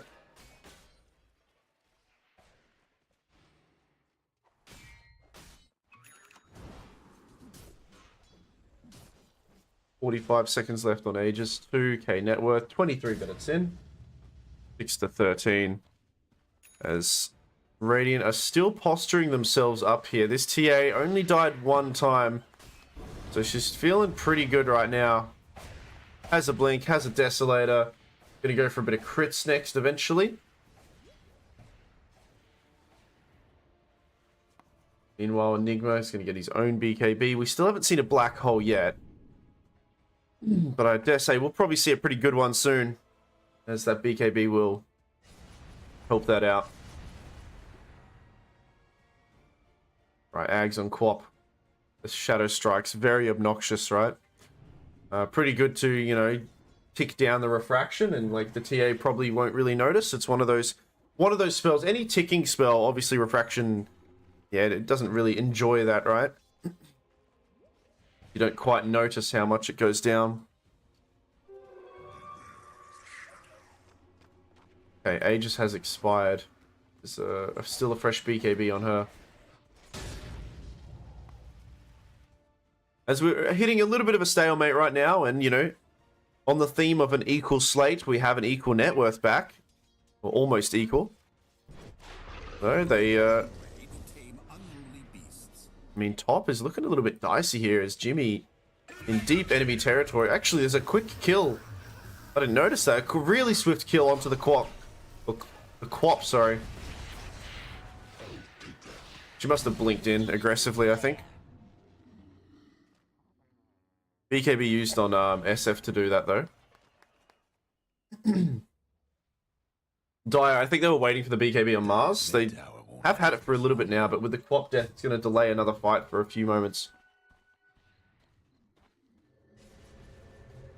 With this 20-second window, Radiant, they're going to move and push. Yeah, they're just going to sit behind Ellie. If they can keep this TA alive, she can make quick work of the towers. Dire, though, they want to, or Future, sorry, they want to make something happen here. Smoke on 3 heroes. The Quap respawning soon. Looks like Dogs will back off. They don't see anyone, so they... Knowing exactly what the play was there, I think it's a really good dodge from them. They'll just move up north. Top tower now. Smoke gonna run out soon. The DK uses his ult and shows mid. The Dire might want to mine their top tower. I don't know. I think both teams are a little bit unsure of if they want to take a fight or not. Radiant's mid tower's getting banged up. I mean, the Dragon form, it's going to be running out. Are Dire going to try to take something or not? Yeah, he's in such a scary spot, but with the tower here... Radiant's courier. Radiant's top tower's in bad shape. Okay. The Radiant lost the top tower. Well, they're going to find her. They do. They see the ward there. So, is it enough, though, with these 2 heroes, the BKB, the TP out? Scream as well. Oh, not quite there in time. As TA does manage to elude that. Good intuition there to quickly BKB and get out of there. Probably would not have survived the fight. Looks like Dogs were too far away as well. Radiant's top tower's hurting. But, I mean, that's Dragon form used, but equally so, the BKB on cooldown now for Ellie. I think Dire, yeah, they're still feeling pretty good. They have a Pugner, so they don't have to commit so much to these tower pushes, right? He can just slowly chip away at this tower. They've got some pretty good vision to back up on as well. And with the DK, you know, yeah, it's going to come out off cooldown very soon. So Radiant Dogs, all they can do is kind of split push, and that's exactly what they're doing, is they're shoving this bottom and mid lane. But looks like they're going to lose this tower. With the BKB on cooldown for the TA, they are not interested in fighting right now. The Radiant got one last top tower. Dire's bottom tower's getting the business. You get an Ags to the SF soon. Radiant's top tower Blink taking hits. on Enigma, so he was going for the BKB, but I think he switched out and followed up with a Blink first. And now, oh, And the Dire's bottom tower. okay. Radiant, BKB coming off cooldown in 10 seconds. They're feeling pretty good. They will take that tower. We haven't had a huge team fight yet in a while, and I can feel one happening soon. I know something's gonna happen soon. We got some fresh BKBs. We got some, you know, the blink on the Enigma. 7-13, 28 minutes, 1k in the favor of Dogs right now, as it looks like Future are gonna move down the mid lane, smoking up 4 of their heroes. They do not have the Quap right now. So they are without their mid laner. Gonna make her way towards them. Trying to see if Roshan's available. Unfortunately not. They see that's the same ward. They haven't dewarded it. I mean, Fur, they must know. I mean, he's going to deward it now, but it's going to cost him his life. He won't even deward it, actually. Cogs used defensively, but the magical damage, it does tick him down, and he goes down. Destroy on a mega kill streak. And, I mean, that ward was there for a while, so Radiant's for it to be left there, it results in another kill, and with that kill, the only tower available is this mid tower. DK form halfway through. think you're actually not too bad for Dogs. I think they probably could have lost a little bit more. They only lose the Clockwork. TA and the SF still at the top of the net worth here. That BKBs are ready to rumble as well. They're still pretty long durations as well. It's 8 seconds. Roshan has respawned now. He's going to be up north for another 20 seconds and then head down south soon. So I think this is why Dire, in the last few moments now, they've the DK form will come off cooldown. They're moving towards here. They want to posture in this area and possibly fight for the next Roshan. This next fight, I guarantee, is going to be very game deciding. This is second Roshan. You know, we're about half an hour in, 1k net worth. This is going to be the tipping scale here. And well, Quap grabs a shield rune. Fur notices and does not want to engage on that at all. Smoke coming in from Dogs. Enigma, he's still pretty close to the BKB. I'd like to wait until he had it. But they're going to smoke anyway. They think that Dire might be doing this Roshan right now. Maybe he'll still get the BKB before a fight erupts here. Both teams dancing around the pit now. I can smell something's going to happen soon. A Skywrath gets spotted by this ward. It does get destroyed quickly. Enigma's got a BKB coming out to him. Clockwork hook onto Pugner. There we go. They're going to burst this Pugner, and that's how you start the fight. Robo and DM going to engage onto Fur. Fur quite low, 4 staffs away, and there's the defensive hit save as well. Arena doesn't quite land on anyone, unfortunately. The Black Hole gets used, but instantly kind of cancelled as well. They've killed the DK, and it's looking pretty good for Radiant. They've taken 2 heroes out for 1. Now, Ellie kind of getting kited a little bit. Feeling pretty alright, though, and they're going to win that fight. Pretty swift. It's just a shame the Arena didn't quite connect on anyone. It only landed on the Ringmaster. And now they reward themselves with Roshan. Pretty brave of them. I mean, they lost the Pugner, but they still went in anyway. And sure, they killed the Clockwork, but yeah, with the Enigma Black Hole, it was a very brief Black Hole, but I mean, if you use one Black Hole to kill a core, it's absolutely worth it. And the most of the damage coming out on Dire is from this DK right click. You know, and then maybe the burst from the Quap, but she already used it at that stage. So yeah, just dump the Black Hole into the DK. Can't win the fight now. There's no way to cancel that. Aegis in the hands of Ellie, so the second Aegis now for this TA, as now the net worth has swung. 4k, still pretty even, still not too bad, right? Like, it could have been a lot worse, I think, for Dire. Low scoring game though, 30 minutes in, we're only, 25 kills.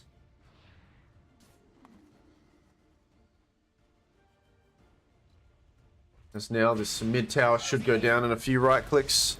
Hope the Dire weren't partial. Tier 2 top is still available to take.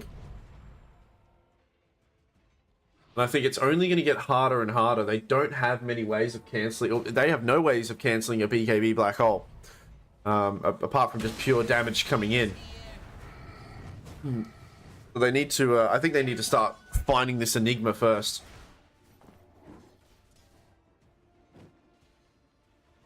But even still, you've got the escape act as well to kind of reset things. Take it. 6k net worth now. Let me get a refresher. This SF is going to hurt. This spell damage is huge. No pipe queued up on anyone here. Not necessarily an item that you see on Mars. So Mars will go for a refresher. I don't know if it's if he's just got the recipe or if he's got the whole thing. He does have the whole thing. So pretty good farming from him, actually. I didn't expect him to have it this quickly. So we'll have 2 arenas. So I don't know. Obviously, like, 2 arenas is really good. I just don't know if it's going to be enough to save it. I guess the team fight is better on Dogs, so to have 2 arenas kind of discombobulate everything could be good here. I don't know what other item would have been better. I think maybe like a Hex instead, and you Hex the Enigma. I think that's probably better on Mars. But that's just my opinion. But they need to burst this Enigma now. You can just save a fight anytime. They can sit behind and, you know, this TA is just not dying. Radiant DK form used. He is going to start shooting away at this banner. The clockwork does go in, and there's that follow damage as well. And the instant burst damage from Flow. It's so much. It's so quick. And now Mars Arena for what? I mean, it's a little bit awkward for him. He has to use the ball walk. Nice save from Jimmy. And he's just has to defensively use an arena. And they're crumbling a little bit here on Future Gaming. That's one of the two arenas possibly he wants to use this refresh. But your DK's dead. I think you got to give him this Rax. They don't have to commit so much on dogs. They can just kind of chip away slowly at these barracks here. They just have Templar show in front. They have the escape act. Okay, they will go for the Shadow Beam, but there's the defensive black hole here. It does land onto Robo. Fear as well, hypnotized. He's going to be in a lot of trouble. The second arena comes out a little bit late, and actually Flo staying alive during this. It's a team wipe. They've lost no one on Radiant. I mean, they're ticking down. They've lost no one, and this is really rough. I mean, this is probably going to just be Megas, if not the game. A little bit of low cooldown on some of their heroes. Did he even use the escape act? I don't think he needed to. Oh no, yeah, they're gonna get a lot here. It's just so hard. It's so hard. Oh, you gotta be careful on DM, not to show too much.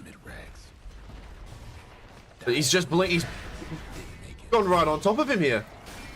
DM, he gets hooked onto. Oh, this is such a blunder. This is gonna be the game if they kill him here. He's held in the cogs. He has to BKB, but the right clicks are too much. Ellie takes him out. Destroyer also in trouble. Gets revealed. GG gets called, of course. As just in a swift moment like that, they just unfortunately kind of crumble and lose the game from it. It was looking pretty tricky, obviously, but I mean, I didn't expect it to go that south so quickly.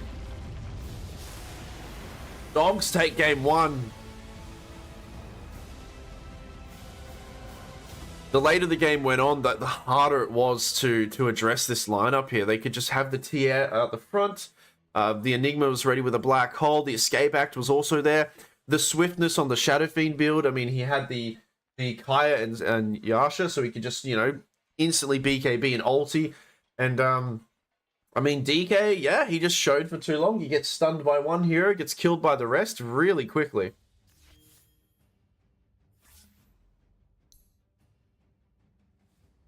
Yeah, there was just a moment here. And I think this, what's the time? 20 minutes? When did the game end? I don't know when this Roshan fight was. I think it was here. I think it was a little bit later. But here, I think, is when Enigma got his, like, was that first black hole fight, right? Where he just, where they went on to... They lost Jimmy, and then they just decided to still fight anyway. Which they didn't really commit much for the kill on this Ugna. I think they just hookshotted and he like got killed really quickly. But instead of really backing off, they decided to fight still anyway. And I mean, 2 arenas for what? This is not much engagement from the offlaner here. I think this should have been like a Hex or something. Hard game, really hard game, really low scoring game as well. It was very decided like at one point. I think after that Roshan fight went down. But I think it's just, you know, it's a best of 3, right? It might be a best of 2, I'm not too sure. But, you know. We'll see, we'll see. Have a look if they're going to go straight back into it. And hopefully it's not like the other game, right? For those who weren't here before, I was meant to cast another series, but one game was unfortunately forfeited because one team didn't rock up for a half an hour. I didn't even notice. I did not notice, but we will have a little bit of a break, maybe. I'll put this on, right? This is another series being casted by Kaivan. Let's go to an intermission for a moment. I will change the name of these 2 teams actually. As I didn't get the That's right, the new logos as well. All right, give me a few moments, guys. I'm gonna have this other game playing whilst I incorporate some new images for us. Okay, so we'll have game 2 very soon. All right, but for now we're just going to have Getting the business. this series here, which is Zeta Gaming's versus Detente. Detente, yeah. Something about that bottom tower. This is game 2, and it looks like it's a little bit of a washout of a. Dyer's bottom tower. We'll do the broadcaster camera whilst I play around. All right, so I'll be right back.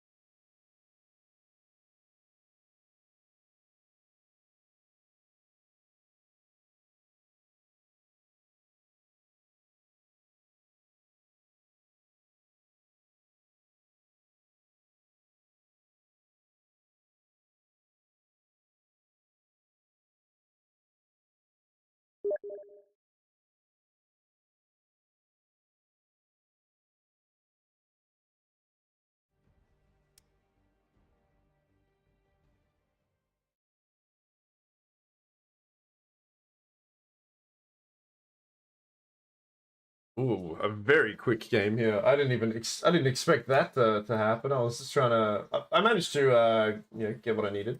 Got some more logos there. Damn, Zeta Games. Sorry, really swiftly taking that one. This Pudge went 13. Oh god. Oh yeah. What's the MMR difference here? We're all immortals. We're not numbered though. Interesting. We're numbered on the Radiant team. Maybe it's just not loading. Yeah, right? Do they look... Yeah. I don't know. Is that loading? I'm not too sure. But we'll have... okay. Well, on that note, I'm sure the next game's actually going to start very swiftly. Hopefully. Hopefully it didn't... what happened before doesn't happen again. We have a forfeit. But we'll have solo coming up soon. And I'll show off something, unless the other one... And I love typing in this thing. Unless it already happened. They have 2 games? We'll have a look very soon. 9 minutes is very crazy, right?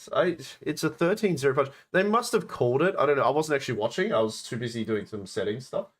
But yeah, they must have called it. I don't know. That's pretty wild. Is my mic smooth enough? It's kind of jolting on my screen of the audio here. I don't know if it sounds weird. I think I have too many things open. It's kind of fucking around with my PC a little bit. Let's remove it. Let's slow things down a little bit here.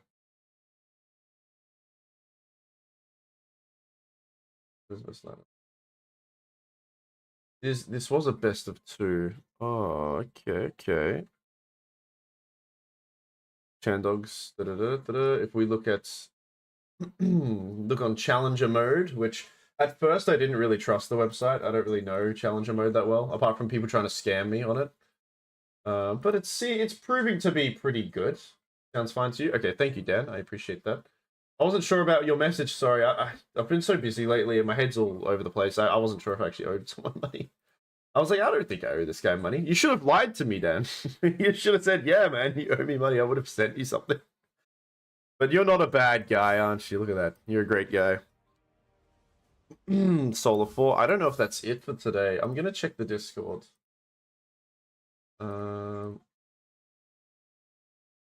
The teams are still in Discord on Chandogs Fantasy. Their name is Fantasy Gaming, not Future. It's strange. They have different names all of a sudden. You know what? Let's while we wait, let's actually check out what the. I mean, it's a 9-minute game, so the replay won't be that long to download. What the hell happened here? Where is it? What was the first game like? Right? Let's actually see this. Okay, 27-minute game, still very convincingly on Zeta Games. There, jeez, I hate this. I hate this. Oh god, I hate this system so much. I get so mad at this. Okay. Let's see what this second game's about. What? Damn it, this is the first game. Oh no, it's gonna make me... Oh shit. Where is it? Let me see. Was it this game? It's the one with the pudge. I thought I clicked that one. Alright. This one. Oh, uh-oh, what have I done? Oh well.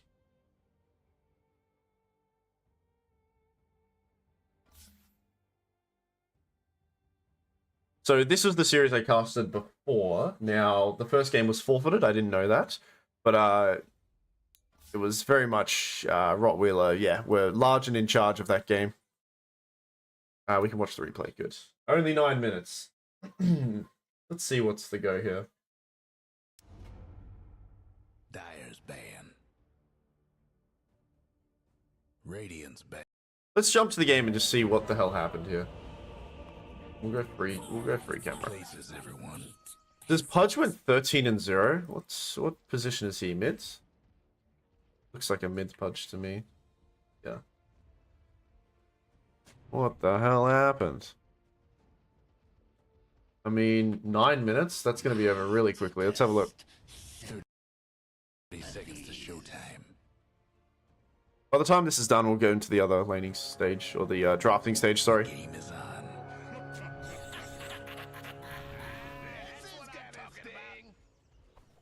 Against an Earth Shaker? I think Earth Shaker should do pretty good here.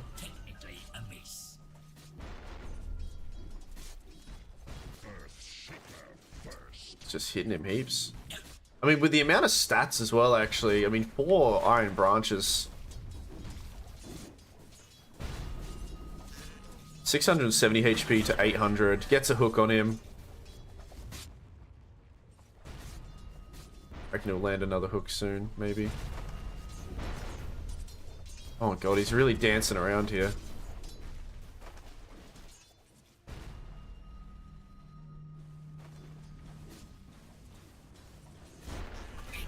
Oh, he lands it. Alright. Then what happens? He hooks him again. though, not as successful with killing him.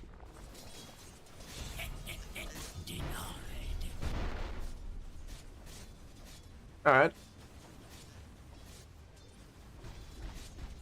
3 minutes, so we're already 1/3 of the way through. No breaking down the Radiant. Kills him again, lives off a fairy fire. Mid tower's having technical difficulties. Mid tower. I want to know if this was a rage quit, actually.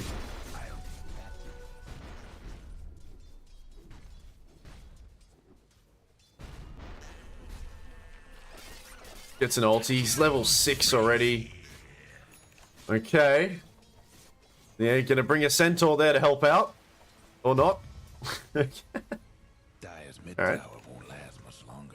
Right, you've gotten 3 kills. You're gonna rotate bottom as Pudge. Mid tower's having They know. I think they know this is happening because I think the centaur saw him running. But another kill on a level 3. Oh no. Oh no. Yeah, it has to be a rage quit. Yeah, I'm kind of guess what's thinking happening so. with Dire's bottom tower.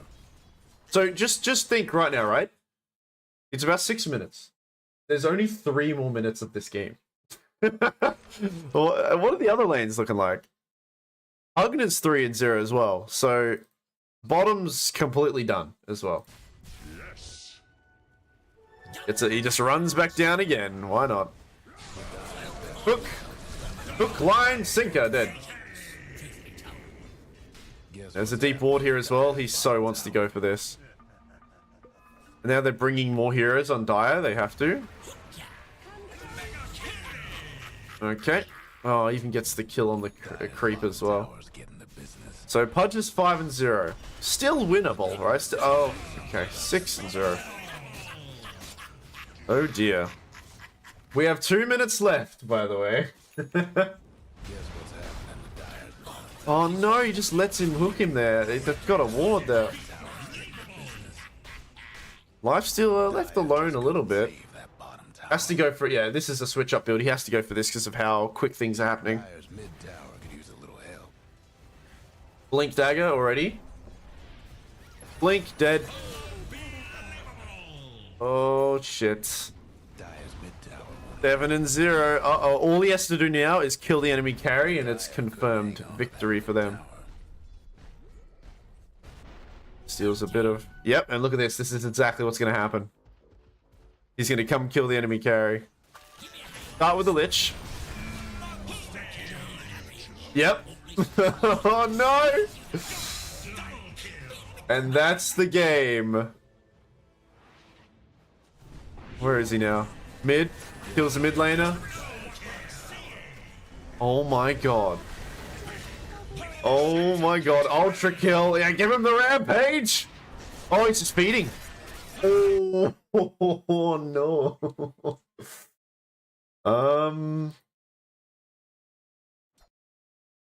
Oh dear. Why did he... I think they were... And he just ran mid. GG. And that's game. This is a look. Now, this isn't... I mean, this is high MMR players, so sometimes people, you can understand the game's over, but you've always, you've got an Echo Slam possibility, you've got a Blink possibility, like, you can climb back.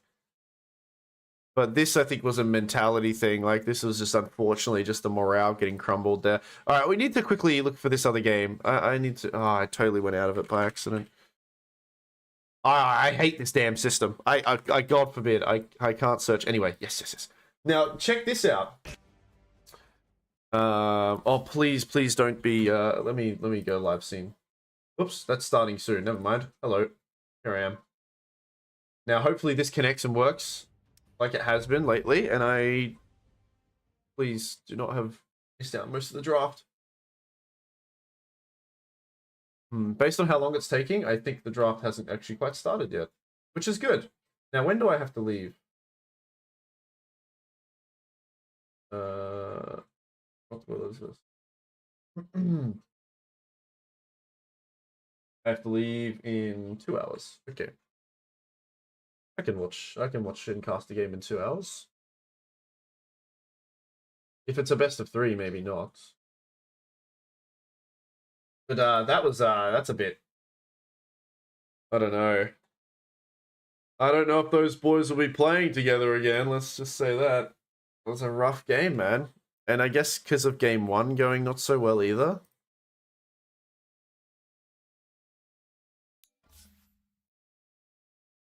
This was a bit of a washout too. Yeah, the game was over by 10 minutes. Have a look, yeah, 8 and 5, 11 and yeah. You know what? It's definitely a mentality thing. The thing that's crazy is there's some heroes that if you're getting dominated by some heroes, it's more annoying than others. Marcy's one of them for me. If I have a Marcy that's just doing Marcy things against us, I'm so pissed off. I get so pissed. But like Ursa, okay, Ursa's gonna do Ursa stuff. But like this chick, I don't know, man. It gets me more mad, right? It gets me much more mad. Have a Marcy jumping at you and just punching you. Because it seems so simple, right, to play, but for you to lose to something so simple is just demoralizing, right? It's frustrating. That's my little take there. Are we we're not even into the draft yet. But the X, let's have a look, right? So yeah, I guess it's just kind of fresh immortals. I'm not seeing any numbers on these guys. So they're fresh immortals against a few people who have, been immortal for a while and have actual numbers, below the 1,000 column. The highest one being, just about 1,000. There might be a bit of an MMR difference here, to be honest. Because there actually is I'm pretty sure there's a difference between, I don't know what the number specifically is, but to be flat immortal, it then jumps to like 4,000, right, as the number. It's crazy. Radiant's back. All right, we have a draft. Now, will the overlay work? It will. Look at that. It works. The team images don't work, right? So these, you can't see my mouse, but the images down here are a little bit funky, but I don't know. We'll see what they work on. Okay, so game 2. Now, Future Gaming did pretty well. I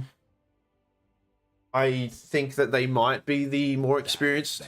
But it wasn't even. Hold on, didn't Dogs win? Am I wrong? Why has it got a tick here for Future? I was just looking at where the tick was. I'm pretty sure Dogs are the ones who won that last game. Radiant's banned. Or am I wrong? The hell? What the hell?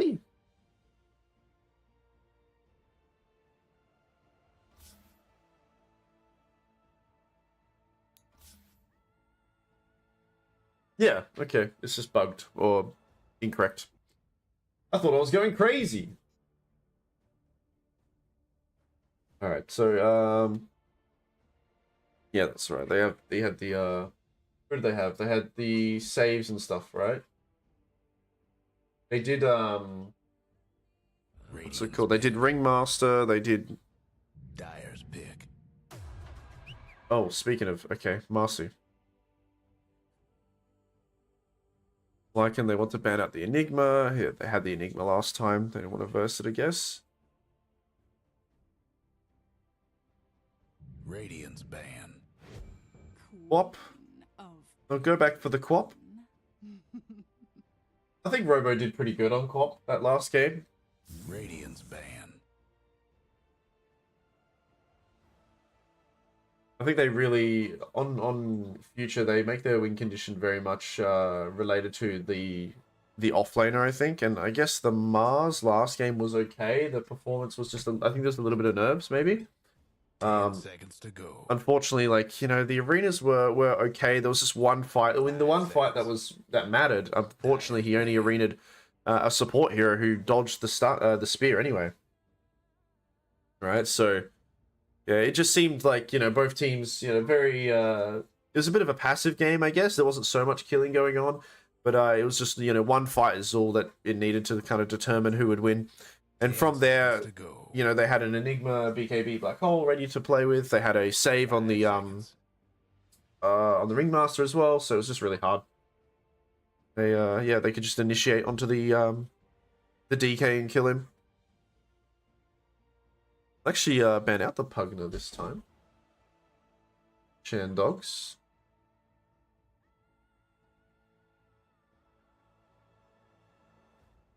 Because I wonder what will Chandogs, if they're going to switch anything up. I mean, they've got a Marcy to begin with, which is pretty flex pick.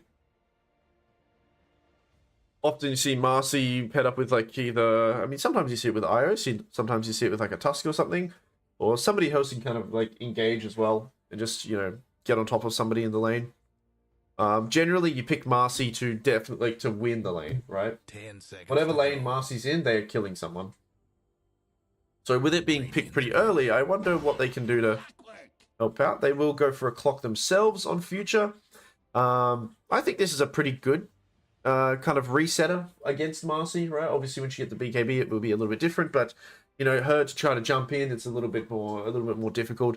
I think they're expecting this Marcy to be in the bottom lane regardless of what position it's in. So they'll try to throw the clockwork there. I'd like to see them just throw the clockwork against the Marcy anyway. He won't win against her, but he will make it so she cannot do what she does. Mirana, okay. Interesting. Now, generally, Mirana, just not really popular here lately, but the simplicity that you can, you know, utilize other spells with her is really good. Obviously, like, the clockwork's going to be in the cogs, so that does give a little bit of help against, you know, people getting gone on. You throw an arrow there, so it forces him to leave. But also, they can pick up something like a Bane here. Dyer's pick. Bane can dodge out a bit of damage as well. They'll go for the Ember, so there's a bit of root there. Does not win against Quap in lane, I know that, or it shouldn't, I believe, even with the magical kind of shield. Quap still just can kind of, I believe, out harass the Ember, but I don't think it'll be a washout completely. I think Ember's still fine, and the roots maybe with the Mirana rotating in, maybe they'll try to collapse onto this mid lane a little bit more and open up the Ember's game.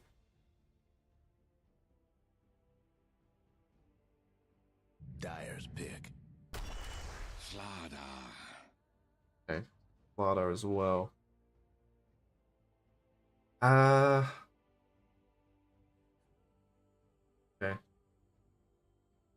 They're very convinced that this Marcy is going to be in the bottom lane, 10 seconds to which go. I'm 80% sure it will be, but they can absolutely throw it top. 5 seconds. Slaughter and Clockwork together can be kind of deadly, but the fact that there's a lot of versatility on Chandogs and they can kind of alter things around, I can see them picking, you know, either a different carry or even like a POS 5 if they don't have one already. That can completely just make this bottom lane here on Clockwork and Slaughter just kind of redundant. And these are two heroes who like to get stuff done. Like, they can't really farm creeps that well. Slaughter can a little bit, right, with his ulti. But they get kills, right? That's how they win. They need to get kills. So to show, I don't know if they could have maybe picked something different. I reckon they could have chosen like a different support, you know, maybe. They could have picked a POS 5 after the clock. But they've gone for the Slaughter, and we'll have another pick here. 40 seconds, and using a lot of reserve time. I just think it's quite easy to draft against this right now. They've already kind of opened up with, like, this is their engagement here, right? This is their main initiation. These two heroes, and they're laning together. Granted, they can go for more initiation, I guess, but I think that just still opens up a window for Chandogs to kind of pick like an Aura Builder or a reset hero like a Centaur War Runner or something. Terrorblade, okay. Terrorblade's actually okay. It's not too bad. Because they don't have much burst on Chandogs right now. They only have like maybe the Marcy and Mirana. That being said, Marcy's still not sure what position it is. 5 seconds.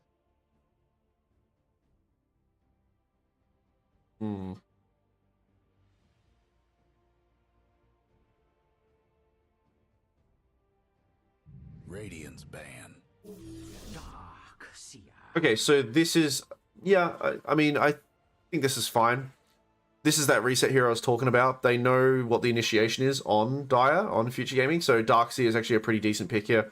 That being said, 10 seconds to go. the thing about Darkseer as a reset hero is he takes a little bit longer to reset, if that makes sense. So like I think like a Centaur's a little bit better.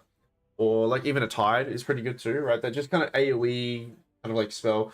Darkseer does this, but the problem with Darkseer, from my understanding, is that you kind of have to wait for someone to initiate for you to do that sort of thing.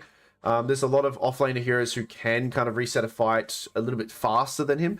So it's almost, right, not always, you can initiate with this fella, but it's almost like you're kind of hoping or relying on Clockwork and Slardar to jump first, which isn't always something you want, because these heroes do hurt a fair bit, right, with the follow-up. Laning stage, though, like, against Terra, it's, you know, Terrorblade has high armor, so, I mean, the ticking... 5 seconds. Yeah, the ticking damage is okay. Maybe they go Darkseer. It's probably going to be a Darkseer Marcy. Yeah, I think that's what they're doing here.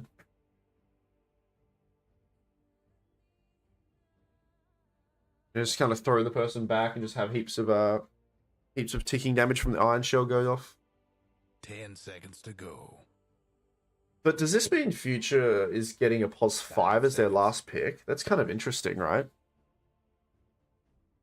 Or are they making this Clockwork 5 the Quap 4 maybe? And they're going to pick a different mid laner. That'd be kind of wild. They believe it is a Marcy support, so they want to get another... So they ban out the Troll. Is Puck still in the pool? Certainly is. 10 seconds to go. It's got to be a mid 5 Quap. seconds. Robo did well with it last time, and they kind of early picked it.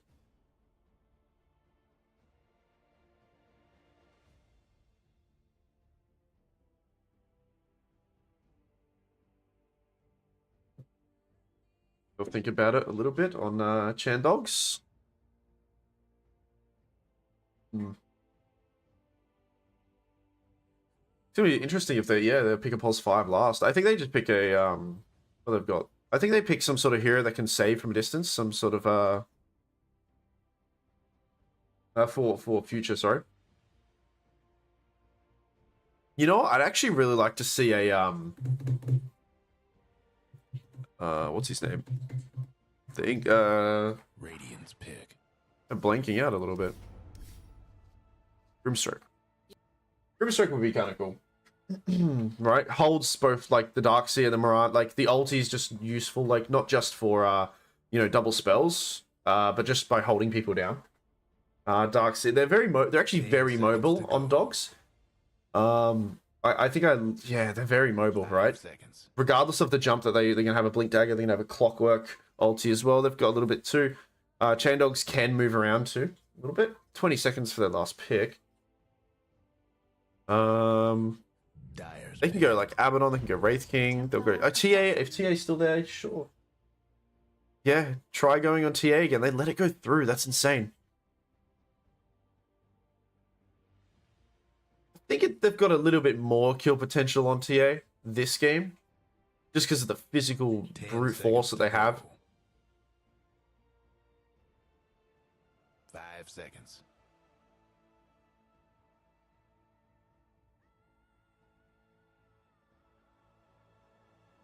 Are they picking a pos 5 last? They've got 3 seconds to think about it. Team's all set. Who's it gonna be? Magnus. Okay. They are doubling down on the physical damage coming out from Future. Yep, so it's the support mass. 5 seconds.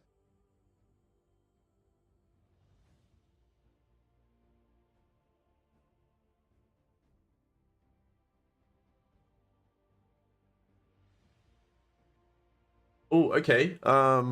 Destroyer was the support last game. Is this a support Quap?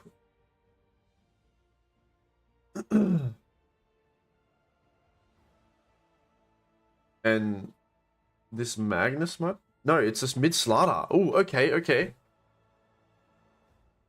That makes things a little bit better for them. Because obviously, he's just going to come online a little bit quicker. Which might be enough to kind of change how things go here.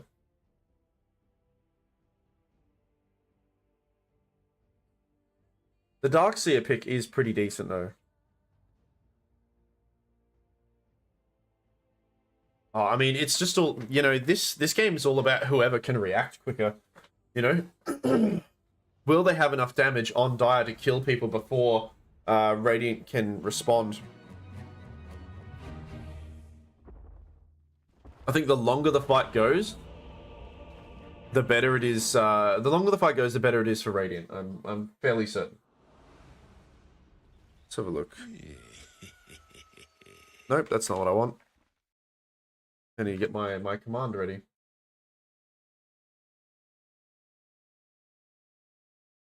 See what that's about. Oh, I'm getting messages.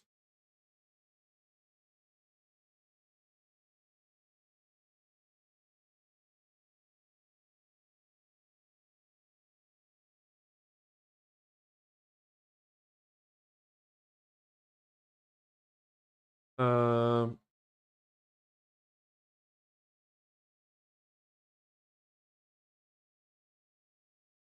All right. Da-da-da-da-da-da. Yeah, what does this come down to, I wonder? Yeah, I'm pretty oh, I'll get the draft out of the way, sorry. Sorry about that. Ugly.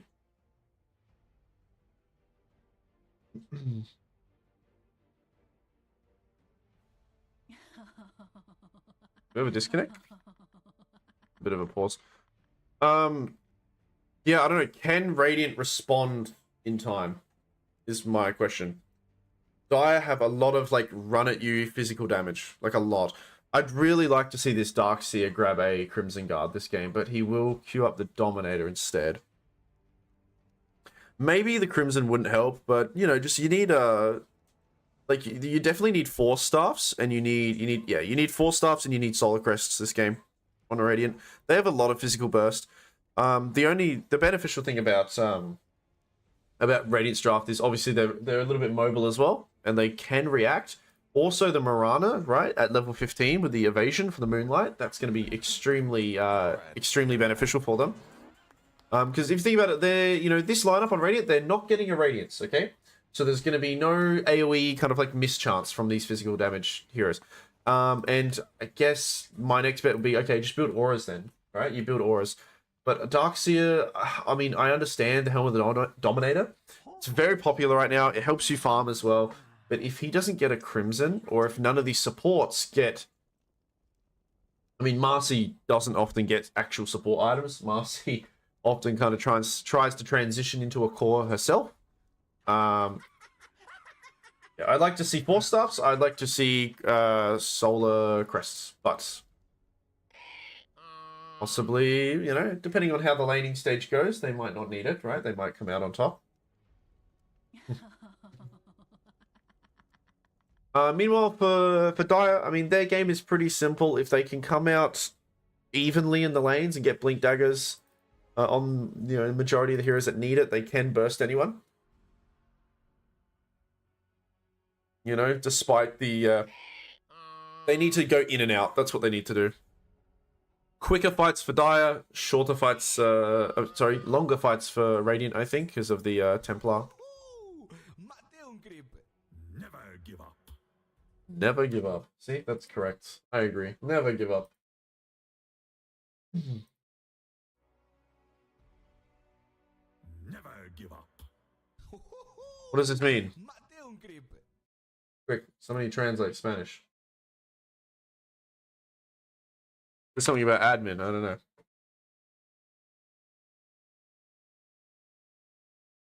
What is he saying?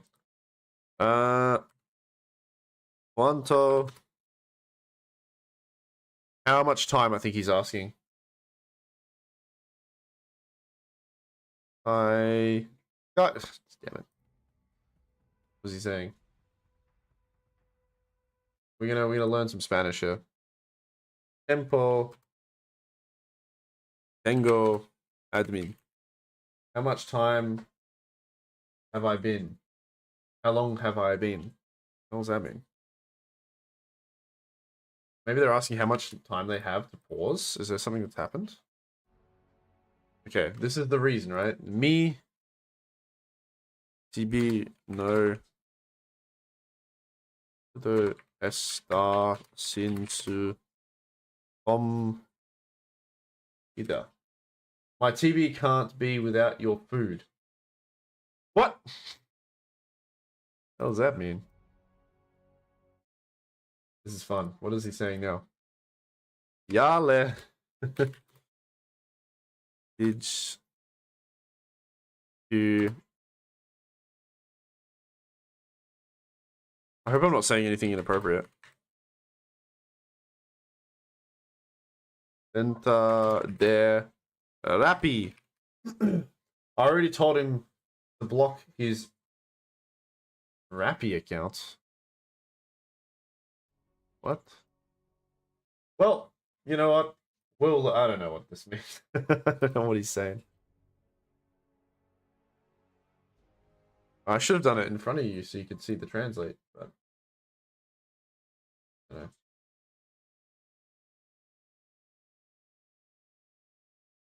All right. Well, okay. Let's talk about item builds while we're here. Is this a... So it's a support Miranda. I used to play this hero a little bit. This game, I think Mirana's job is to... Okay, well, like I said, Solar Crest is really good. I think a Yules would be nice as well. Kind of help set up on it for an arrow as well as defensively as well. Often people get like the Rod of Atos, so you can rod and then arrow, makes it easier. However, I think the Yules is a little bit better just for that dispel of the armor on yourself, as well as there's probably with the Blink Slardar, with the Clockwork, there's probably going to be not too many situations where you get the rod first off. It's better to, you know, have that Yule Scepter so you can help your teammate get out of there. Could go for a 4-star as well instead. Marcy, like I said before, Marcy often doesn't build support items, kind of. Sometimes you'll see a Solar Crest on her, maybe.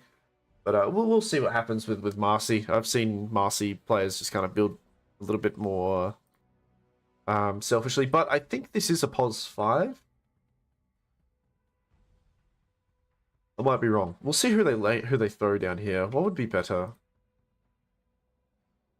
Maybe against the Slardar. I think you'd want... not the Slardar, sorry. The Magnus. I think you'd want the Mirana here just to be able to poke a little bit better.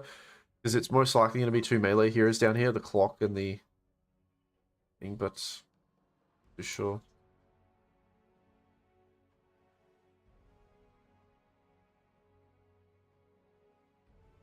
Swap POS 4, actually.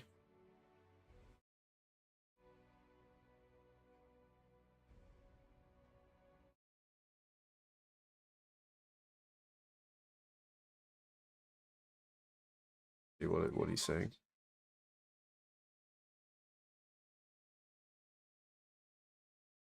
Let's see what he says.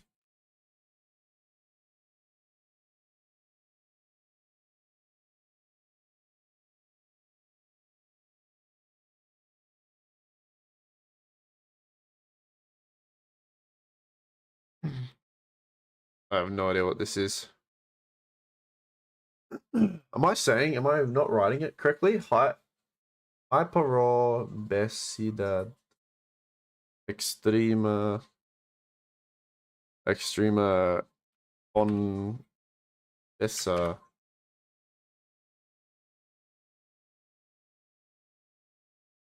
What the hell is he saying? Oh my god, there's so much. Confesses pain. What is that? What? It doesn't matter. Go. I know what go means. 如何呢？又能怎？如何呢？又能怎？ Okay.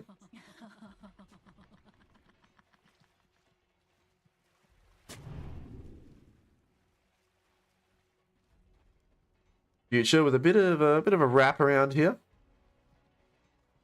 A very big wrap around. The smoke does break. They know where they are. They're in the trees, hiding away. Meanwhile, there's a smoke from Radiant as well. Chandogs has Jimmy going to move towards the trees, and I mean, they perfectly kind of sidestep them there. I don't think they know. There's no pings yet, but the ward will show a lot of heroes here as, uh-oh, Jimmy going to find Sus.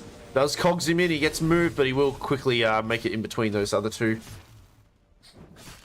Cogs there.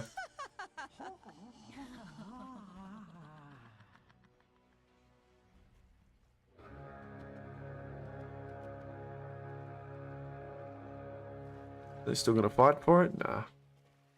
And they're off. There'll be a 2 for 2. Nice D ward here from Jimmy. Noticing that there was a ward there that spotted them probably.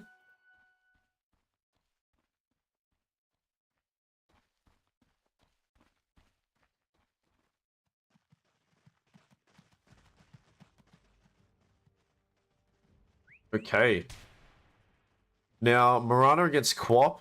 Quap, I think, most definitely out harasses. Right?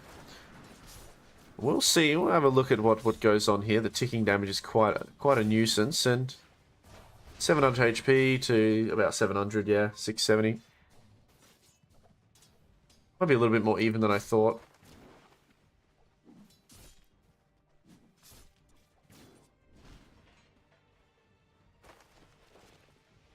Straight away. Marcy or first, or he's going to... Well, they lose the... Well, there we go. We lose one. I mean, a skewer and another Shadow Strike was used, it looks. And the Mirana Pos 5 goes down very quickly. You know, Mirana, obviously, you know, they knew that she had level in Starstorm, so very easy to kill her if, you know, she gets a little bit too close to the enemy. Meanwhile, has managed to... Oh, nice usage there of the... Yeah, they actually might kill Fur here. Or Jimmy, sorry. Try to kill himself to the neutrals, perhaps. Nope, as Fur takes it. Bit of a deadly combo here. Obviously, you know... I think in the right-click department, the Terrorblade should out harass, you know, once he gets a few levels as well. Should be able to out harass Sus right now, but I think it's really clever to pull here, because it forces the clock to... You know, the Clockwork obviously likes to get up close and personal. Against these two heroes, though, it's a little bit awkward. And by dragging these creeps where he doesn't necessarily have to, but because he's doing it, it's kind of forcing Clock to, you know, try to stop it anyway, which puts him in a bit of a weird, uncomfortable position, separates him from the Terrorblade, and they can actually kind of isolate him that way. But now, level 2, right? So, gonna turn it around here as Fur does, you know, force out a level. Sus has to get a level in that, surge there. So both of these sets of heroes here have capacity to kill each other.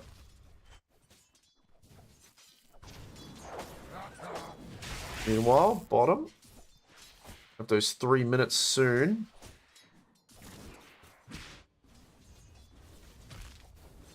I wonder if Marcy will do it again. Uh-oh. Well, Clockwork's pulling, and I mean, there's that little combo again. Jimmy gonna come by with the power cogs to help out. They do jump on top of DM. DM gets out in the last few moments there. We got the Lotus in this lane. Mirana grabbed it. Magnus in a bit of trouble. The arrow does connect as well. Can use a skewer defensively. Has to. Despite having a helmet with the Iron Will. So tanking a lot of damage there.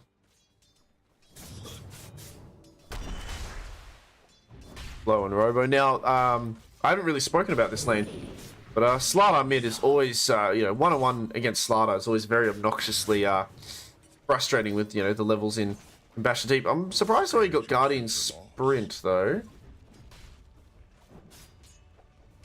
Почему всегда я? Not sure. Yeah, the level in this is a bit odd. Another 50 damage, you know, level 2 for the Bash of the Deep. Maybe that was during the fight or some sort of engagement.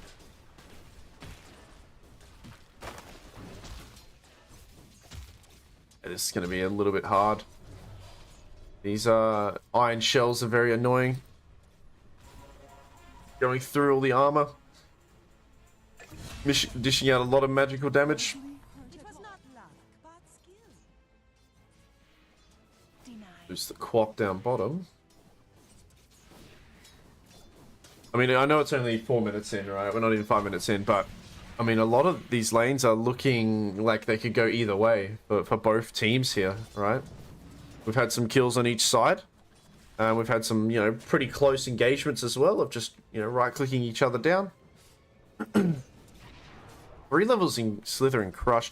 Now, it is pretty early, but we do have Fur with an Iron Shell. It's going to run out, though. He is mid for now. This ward might show him here.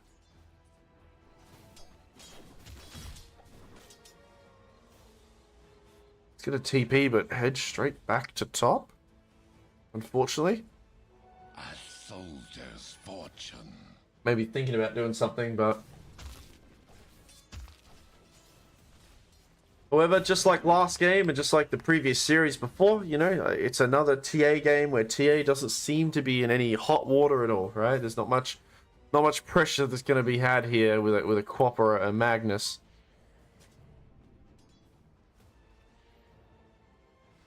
So she's doing pretty well in the last hits, and in fact, is able to kind of posture forward. 6-minute runes in about 10 seconds time. Jimmy gonna help out his Slardar here. Oh, the stun does just land on him, and you know, not level 6 yet, so he's in a bit of trouble, and yeah, they lose flow here. Now, the rest of the supports are coming in. He does die on Robo, but Phantasma goes down too. Rotation coming in from Fur, throws Jimmy in the tower range, and that should kill him. Though the body blocks from Destroyer, well done. And I'm not sure who got the rune, actually. No, it's still here. It's the illusion rune.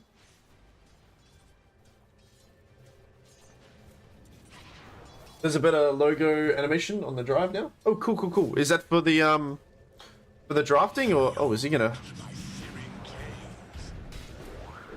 He actually denied the rune. That is a little bit awkward here to let him do that. Radiant's top tower's in bad shape.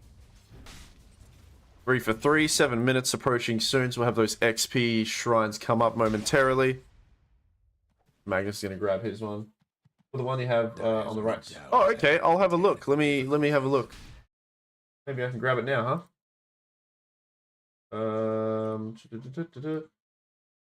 Hold that thought.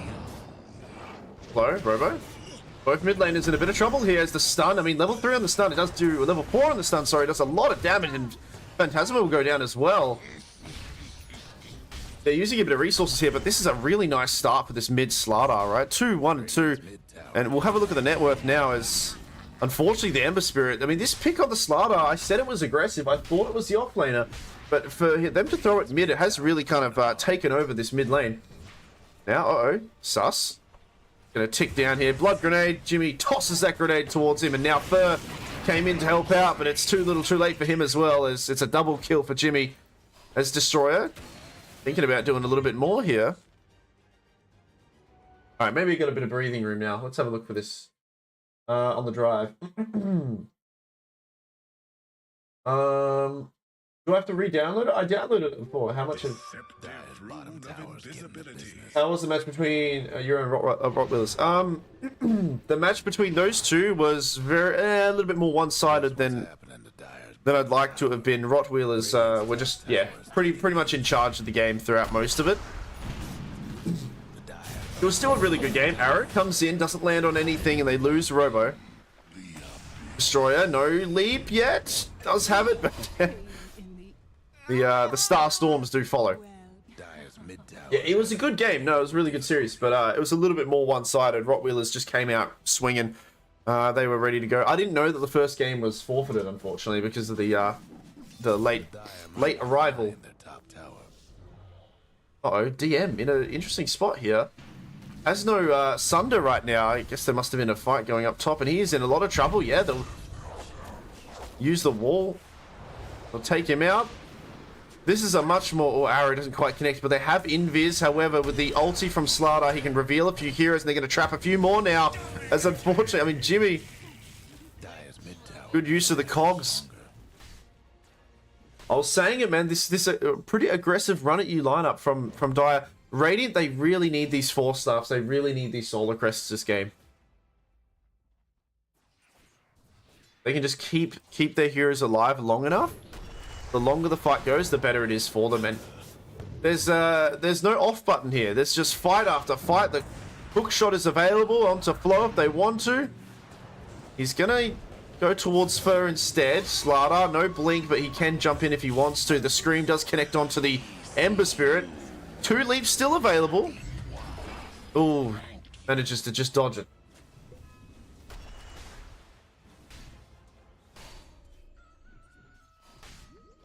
All right. I was gonna say, can I have some breathing room to try to look for this new image here that you're talking about? I'll have a look on. I mean, I downloaded the newest thing. Like I went to the newest Google Docs drive and I didn't see anything.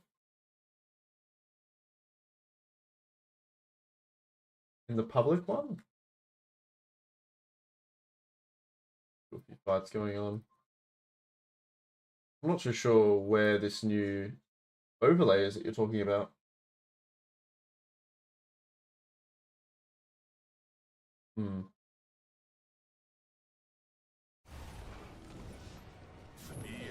I might have to add it next time. I mean, this has just been brutal. Just kill after kill. It's still pretty even in net worth. However, you know, one thing we can highlight now is in regards to the 2 carries, the TA Ellie is on top, and that's because Ellie has been left alone. No deaths, no involvement in any kills. And again, very similar to last game, gonna have a really nice timing on this Desolator. It looks still a little bit away, but yeah, Templar is doing really well. She's actually gonna have her first engagement here, as it looks like Ellie wants to assist into the taking of this top tower, as they've got a neutral creep now in the Helm of the Dominator. They're gonna throw back DM. DM does have an ulti. There is a hook coming in from Jimmy to help out. DM, he might need to ulti himself onto someone to stay alive. Holding on to it though, they lose, so they've lost the Marcy on Fur. Magnus. Slardar as well, DD on him. Now the invis coming out from Phantasma. Gonna help out. There's a defensive RP onto Ellie, and there's the Sunder as well. They're gonna throw him under the tower. The Scream doesn't quite land as a result though, unfortunately, but they do lose Ellie anyway. The roots onto a lot of heroes. Ember Spirit doing a lot, but it's not enough, as it looks like Dire Future Gaming coming out on top of this engagement here, as they're going to find Sus as well. I'm sorry. Did you say stop? Really good for DM to... Oh, burn. He lives through it. DM to hold that Sunder for the last moment and puts Ellie at half HP. And then they, you know, get the Magnus RP, throw him under tower. I don't think the Scream hit because of it, but that's alright. Oh, arrow. Destroyer.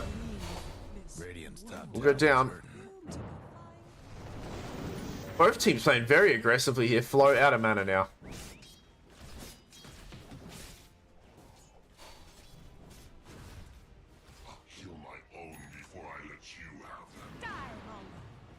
Radiant's mid tower could use a hand. They're still putting a lot of pressure up on this top tower. Now at 13 minutes in, you know, most teams would like to have gotten, you know, taken the tower without much resistance here, but I think Dire have done a really good job of getting some counter kills here. In fact, they still don't want to give up this this tower at all, as they'll bring the clockwork. The hookshot does land. He has no remnants actually. Well, actually, he had one, sorry, but they're a little bit too quick for him. This is just before 14 minutes. I'd like to see Dire keep going here, regardless of the tower. Yeah, they've got a blink on Slardar. They've got a Scream on Quap, but she's a little bit out of range now. Unfortunately, the Scream's not going to come out at a good time, but the Slardar comes anyway. Manages to kill Phantasma. And she'll just be a ward here for now on Destroyer. Radiant's top towers take It's a lot of physical damage. have fun trying to bust. They want to fight for this. I don't know. The Scream's going to come in onto 2 heroes, and Fur very low. The roots are there. Okay, Flo doing the best he can. The stun onto multiple heroes. They're going to bring a lot more here on Dire. They've got the numbers game, as Ember is forced to try to get himself out of there. They do connect to him. Vessel as well. And the ticking damage yet's going to be enough. I mean, now they're just kind of feeding one by one. A defensive or assistance here from DM. Very brave, but selfless of him to keep his clock healthy. Radiant's top tower. 1500. Shape. Now, I said this question at the start of the game, and it's still very early, right? So not even 15 minutes in, but have they got 4 staffs? Have they got Solar Crest queued up? We have a Solar Crest queued up on one. Okay, so double Solar Crest is going to be huge, right? They understand that the physical damage from Dire is, you know, immeasurable. They cannot avoid it. So the best thing they can do is kind of prolong or, you know, try to weave in and out of some engagements and turn it from there. Phantasma leaps away, only has the one leap, and there's the stun connecting as well onto him. Out of life there. The ulti coming out too, but with the ward, Ellie in a lot of trouble. Minus armor goes down. Flo cannot assist. In fact, Flo now also in a lot of trouble. There's going to be a connect. Oh no, the burning damage from the I think from the remnant, but it doesn't matter as Liss comes in, and this is a change of scenery here, as it looks like Dire, they are pumping up forward. Tires are going, they're spinning, they're running, and they're killing people with this physical build, or this physical lineup here at least. With the mid Slardar working wonders. Towers coming apart. They take the mid tower. Radiant's mid towers in trouble. And they ain't stopping yet. 4 levels in power. Dire's top tower's getting beat down. It's fur. So be careful. And the thing about the Slardar lineup is they can do Roshan very early too. That minus armor is huge. Level 2 levels in it as well. Roshan is top for another 3 minutes and 20 seconds. Looks like they find Fur here. Goes for a TP out. Can he stop him? He certainly can. Lissex on a killing spree here. 8k net worth ahead just before 17 minutes. And are they going to find Ellie? Oh. Manages to port out, luckily. As okay, they do kill they do kill DM here up top. Now I was saying before, you know, Darkseer, it's a good Darkseer game, but it might I still think that Dire's lineup, it's just a little bit too quick for him. I mean, he's gonna okay, so he's gonna get a Crimson Guard now, like I said. But the Crimson Guard should help out too. Hopefully, he can get these nice vacuum into the walls. Yeah, I'm really curious to see the timings of these support items and what can happen. It looks like Marcy's changed her build up a little bit. Gonna go for a Vladimir's offering instead. We'll have a okay, Mirana doing pretty good with the farm actually. Darkseer, okay. We'll get a Crimson Guard. I want to know if it can go long enough. Okay, nice kill onto Destroyer there. Really well played. They very swiftly take him out.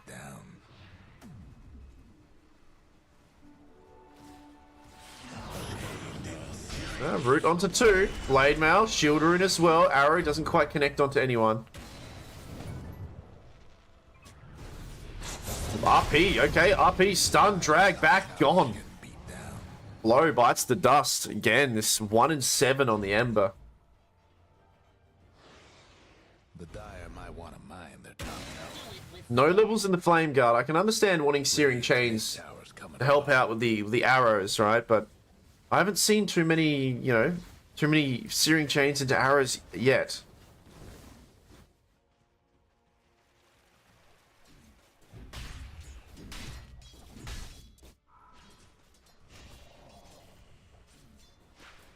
Yeah, has the Deso. Gonna go for a blink as well. Clockwork got his own Solar Crest. Pretty sad right now. Still gotta be careful. Oh, okay. Hook shot doesn't quite result in anything there. 6k net worth ahead still. They will back off here. They could probably do Roshan.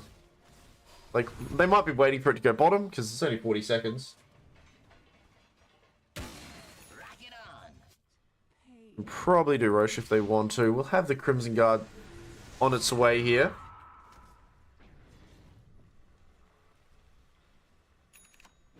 Alright, this is going to be really big. So, Crimson almost done. Solar Crest is... Crimson is done. Solar Crest almost done. Is this enough to kind of, you know, negate some of this physical damage that they have? I mean, Jimmy O runs into Sus here. Going to cogs him a little bit. The ulti from the Mirana will help out as well. Get him that escape that he needed. But there's going to be a movement forward from Destroyer. Has to defensively use... I don't know if they're going to survive through this. Okay, will manage to. There's a wall there defensively too. They managed to take out Jimmy. There's now 2 supports gone for Dire.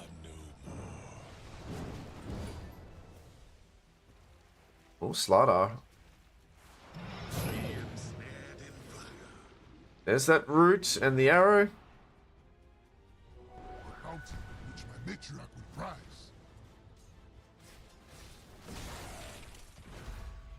So Tormentor actually gets taken, and the Mirana picks it up. Radiant's bottom tower. Giving an extra leap, right? now. Yeah, another leap, very useful. And gaining a bit of attack speed on these jumps as well. Can't hurt. Well, it can hurt. Can hurt the enemy, that is. But like I said before, this team takes Roshan very swiftly, and they will do so with the minus armor there. And Roshan number 1 at 21 minutes goes down. Radiant are aware of it. But too little too late. They can't do anything about it.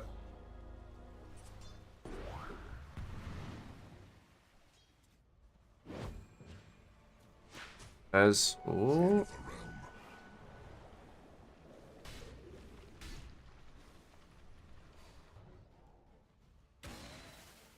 Very aggressively waiting for anyone to show here in this midsection.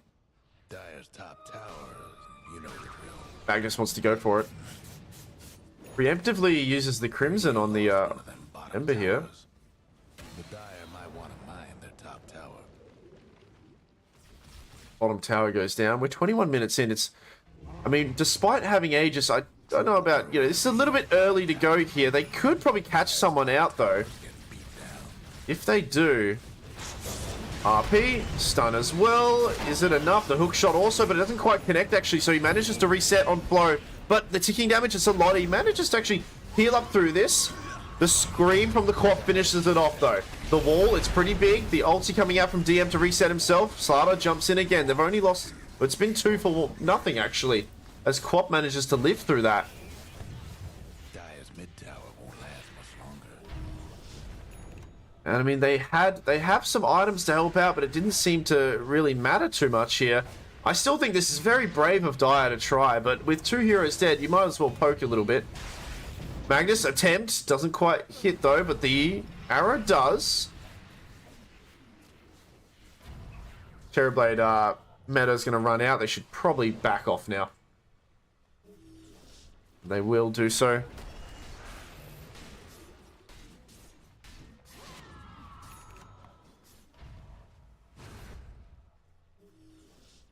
Still have fresh BKBs as well. I mean, that is rough. It was an okay wall. I think it only connected on the 1 hero. And I think the Crimson Guard did come out, but it was maybe after the Ember died.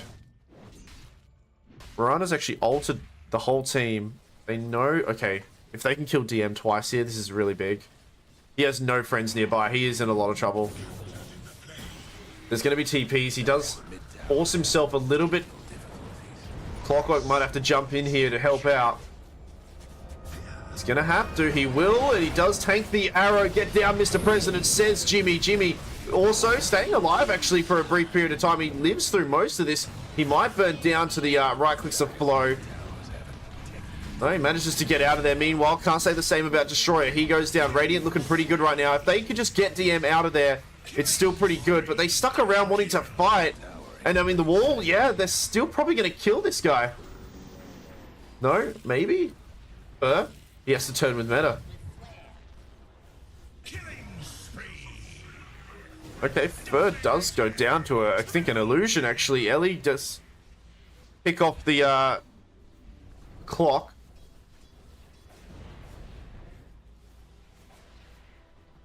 I think they could have just backed out there if they were Dire, but Well, they lose 3 here. Yeah, 3 heroes and the Aegis. Soldier's fortune. 16 to 28.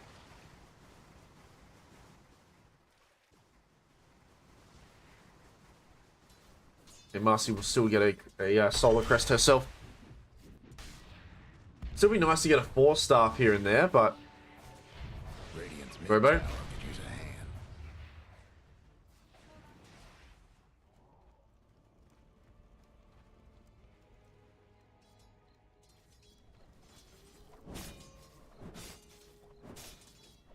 hand. TA gonna finish off a Daedalus. Has the crystal, still a little bit away from the Daedalus, but it's the next item queued up for her.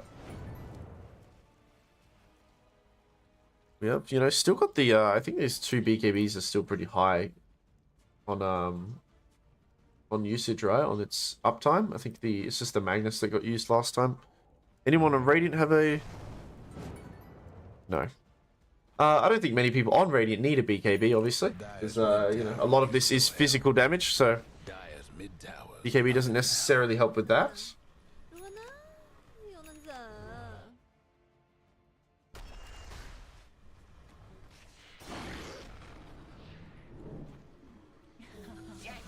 Power in soon. Smoke from Radiant. They're going to find Slardar, but the Quap is behind.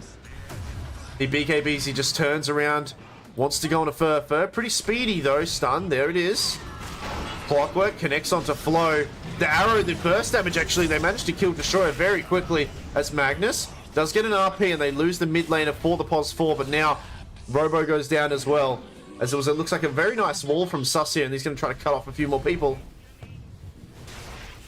As the damage coming out from Ellie is huge. It's going to be Terrorblade now fighting up against her here. The cogs being quite pesky. And they might have to just back off as, yeah, they finish off Phantasma there. The attack range is huge. Yeah, the 110 extra range on Terrorblade means he can right-click from very far away. And, well, he wants to keep going. Sus. I mean, oh, nice use of the 4 stuff there. And they hold this Darkseer in place and just pick him off and pitch him on the way out.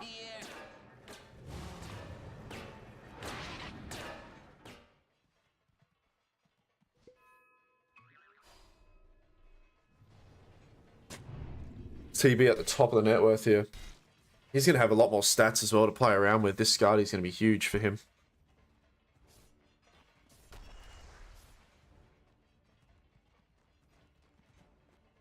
$18 to 31, 6k. 27.5 minutes now.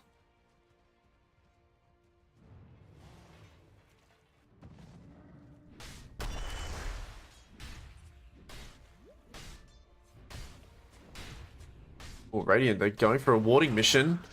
Arrow doesn't connect, but I mean, everything else is. And although this is the POS, well, I believe it's the POS 3 Magnus, right? Yeah. He's going for that utility. It was kind of gone for a mixture of a build, right? A bit of utility, but mostly utility, right? Actually. Just going for the RP plays and the pickups, right? With the Aether Lens. So, pretty easy to die, though, unfortunately, as a result of that. The Dire might want to mine their top tower. Oh, Sus. Shadows take us. Yep, the shadows will take them as he wants to turn around here. He doesn't have many friends. Meanwhile, top. Dire's top tower. They're still invis. They want to make a move on Destroyer, it looks, as Destroyer's blinked in aggressively. So, nice use of the E-Blade, though. It also has the Yule's Scepter if he wants to. He manages to blink away. Yule's is the enemy. And screams as well. Will eventually die. No, he certainly won't, actually, as Destroyer. Nice attempt from Fur to try to keep the carry alive. But they went onto this Quap here. Destroyer. Dire might want to mine Nice pickup with that, Ghost Scepter, utilizing the Gale Guard as well as the Yules. Really baited them into that, and that is 2 kills there. And a DD from Robo. He is running towards Mirana. Mirana, understanding the danger of the situation, will quickly get out of there. As now they've got a bit of breathing room here for Dire to kind of engulf the map if they want. But they'll just farm up a little bit. Shove all the lanes in. Roshan, not quite up yet.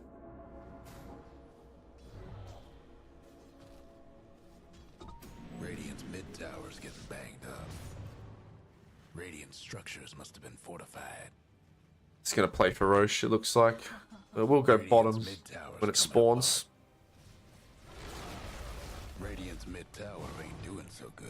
Mid tower gone. Bottom tower's already gone. Top tier 2 still healthy. Dire will make a move towards it.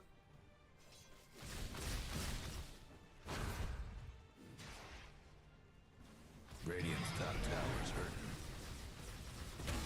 hurting. They got more crimsons now. Well, not crimson, sorry, solars, solar crests. For the Radiant.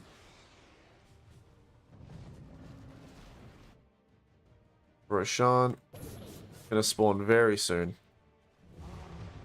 We get another tormentor if they want.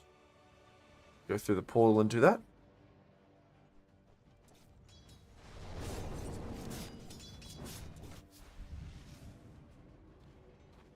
Oh, it spawns north, of course, I knew that.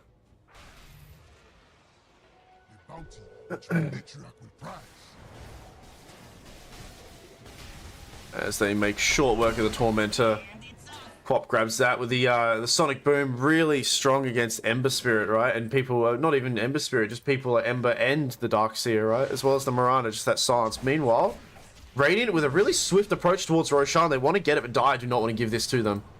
It looks like Radiant, they are aware of it. Dogs, they're going to try to get back. They will smoke up. Meanwhile, an illusion kind of baits out Flo a little bit, and he shows himself briefly before leaving.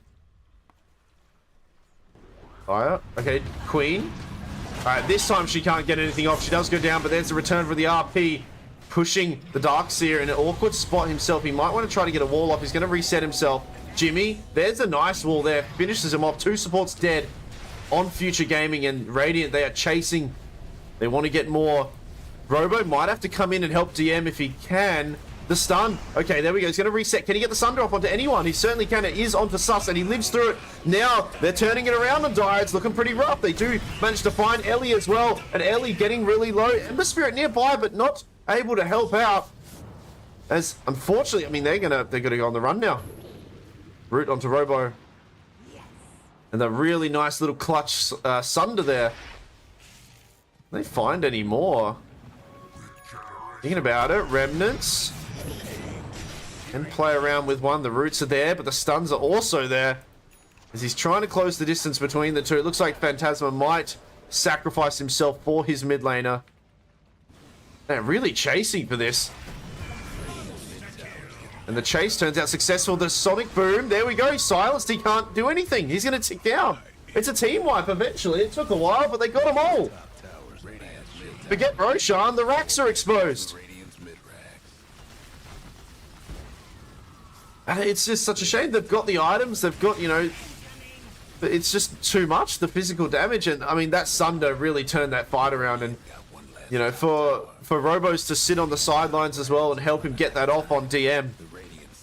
Just waiting patiently to the left. And then to top it all off, Lissex finds the TA and pushes them towards this freshly healed up Terrorblade. And now they're just going to mega them. And just like that, I mean, they've got another wall if they want to use it, and they will use it. However, the double stun, the RP, all their spells are up again. The Crimson Guard's doing a little bit of work, but it might not be enough. The damage has already come in as the Mega Creeps are secured. There is a buyback from the Marcy as well. Can Dire back off safely? Do they want to back off safely? As, I mean, Terrorblade DM still... With the attack range bonus that he has, he's just right-clicking, slapping away at this tower. As it's really low, 20 HP. The illusion should be able to do it. There we go. Magnus. Oh, Lissex wants to grab somebody. A nice vacuum, but... I don't know what they can do here. They've just got such good counterplay. Clockwork, hookshot lands on the carry. Ellie in a bit of trouble. The invis... as well as the evasion there for them. Do they have detection? I'm not too sure if they do. They have the Slardar Corrosive Haze. Terrorblade's ulti runs out, but they're just going for the Ancient. They just want to end the game. This might be a little bit too much, though. He does Sunder defensively. Not much damage. Nice trip stun onto 2 heroes, but is there much follow-up? Co-op with the Scream, lands onto all three of them. Phantasma pretty low. Terrorblade just rifling away this Ancient. It's going to go down. It's a 2. It's a 1-all, sorry. As Future take game 2. That was very quickly done. 34 minutes. Just off that Roche fight there. Wow. Yeah, a lot of physical damage. I was saying what they needed, right, on Radiant, and they did get these items. They had the Solar Crest. They had the Crimson Guard. Maybe 4 staffs would have been useful as well. But yeah, they just couldn't withstand the physical damage, right? We'll have a look at the damage that came out on most of these heroes, especially the Slardar and the Terra. But it's just a run at you lineup, yeah? And as much as, you know, it's good, you know, it is good to have these Solar Crests, right? Crimson Guard, Solar as well. I think maybe a 4-staff should have been picked up. But, you know, I don't know if that would have, like, saved the game, per se. Let's have a look at this graph here. Yeah, it was pretty convincingly throwing into Future's favor. So it's a 1-all for each of these teams. Both games went pretty well, and it seemed like, you know, both teams had the capacity to take a game off each other there, with really good plays and really good drafts here. We'll have a look at... what was I trying to look for? I was trying to look for something specific, wasn't I? Actually had a Hex finished up on Magnus. When did he build that? Last minute? Okay, yeah, last minute.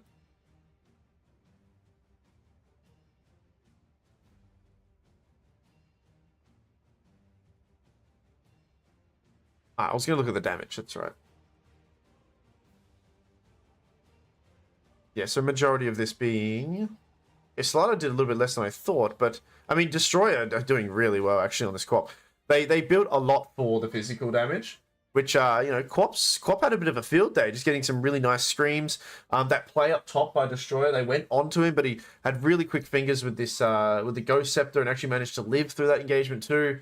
Really well played there by Destroyer on this support co-op here. Ultimately, a 1-1. Chandogs and Future both take a game off each other. And that is, well, that's the end of that series. And I think that's the end of me hanging out for a little bit. I do have to go to work soon. We love working, right? We you know, try our best. Really good series, though. That was actually really fun.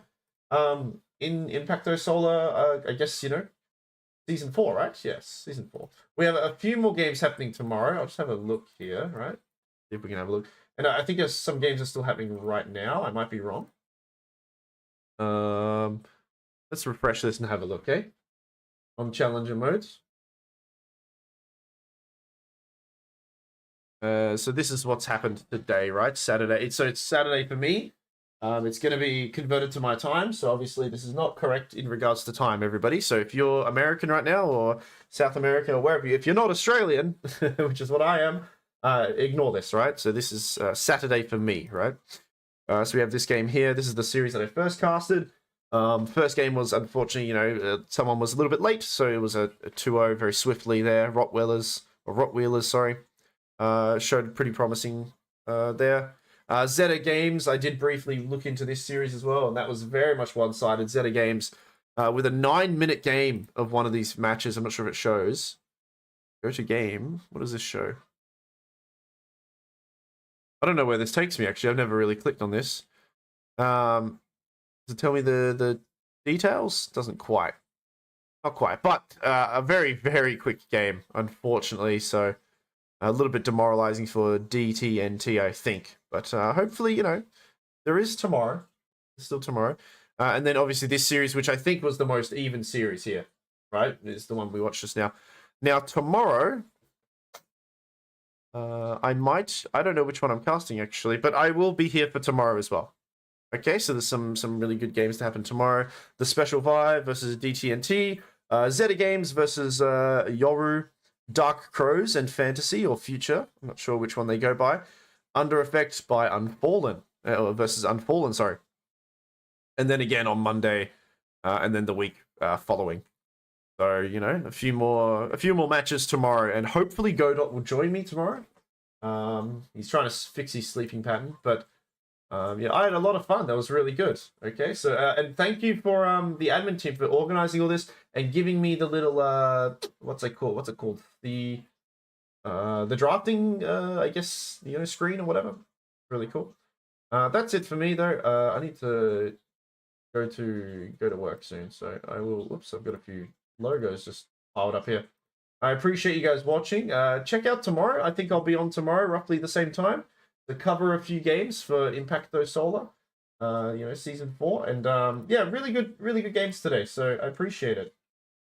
Yeah, no problem. Check the VOD if you want. Yeah, it went really well. I really quickly said, followed the instructions of what to do, and I had to translate it to English, but it was fine. It was really good. All right, everybody, thank you very much. Drink plenty of water. Check the drive. There are more. Oh yes. Well, whilst I've got you here, I mean, look. I downloaded the drive. This is some of the older stuff. Can you see this? Hold on, let me see. Public. We have bands. We have the portraits here. But I don't know. Did you just update it today? Like, do I have to download it again? Let me have a look here. Because I downloaded it this morning. See. I will download it again. Let me have a look. What did you say here? Not the stream overlay. The stream assets drive. Where is that? Oh, the assets drive. Okay, I don't know where that is. 122 meg. Is that in the WhatsApp thing? You know, I'll have a look. I'll try to look for it. I sent it in Discord. Ah. Thank you. Visit site. Oh, my computer's hacked now. What have you done to me? Oh, shit. Oh, okay, yeah, cool. Okay. Streaming assets. Scenes. Here it is. Look at this stuff. What have we got here? What is this? Ah, right. Yes. So you have a new thing for me. Oh, wow. Is this it? This is kind of cool, man. Is this meant to be at the bottom of my screen? And when the games are going on? Yeah. That's pretty neat. All right, I'll check it out. I'll have a look tomorrow and have a little play with it. That'll be fun. All right. Thank you again. Thank you so much. See you later, everybody. Drink plenty of water, pet a cat, and be kind to one another. Thank you again, Kaivan, and thank you those who came in and watched. Appreciate it. For Impacto Solar Season 4, I will be on tomorrow, roughly the same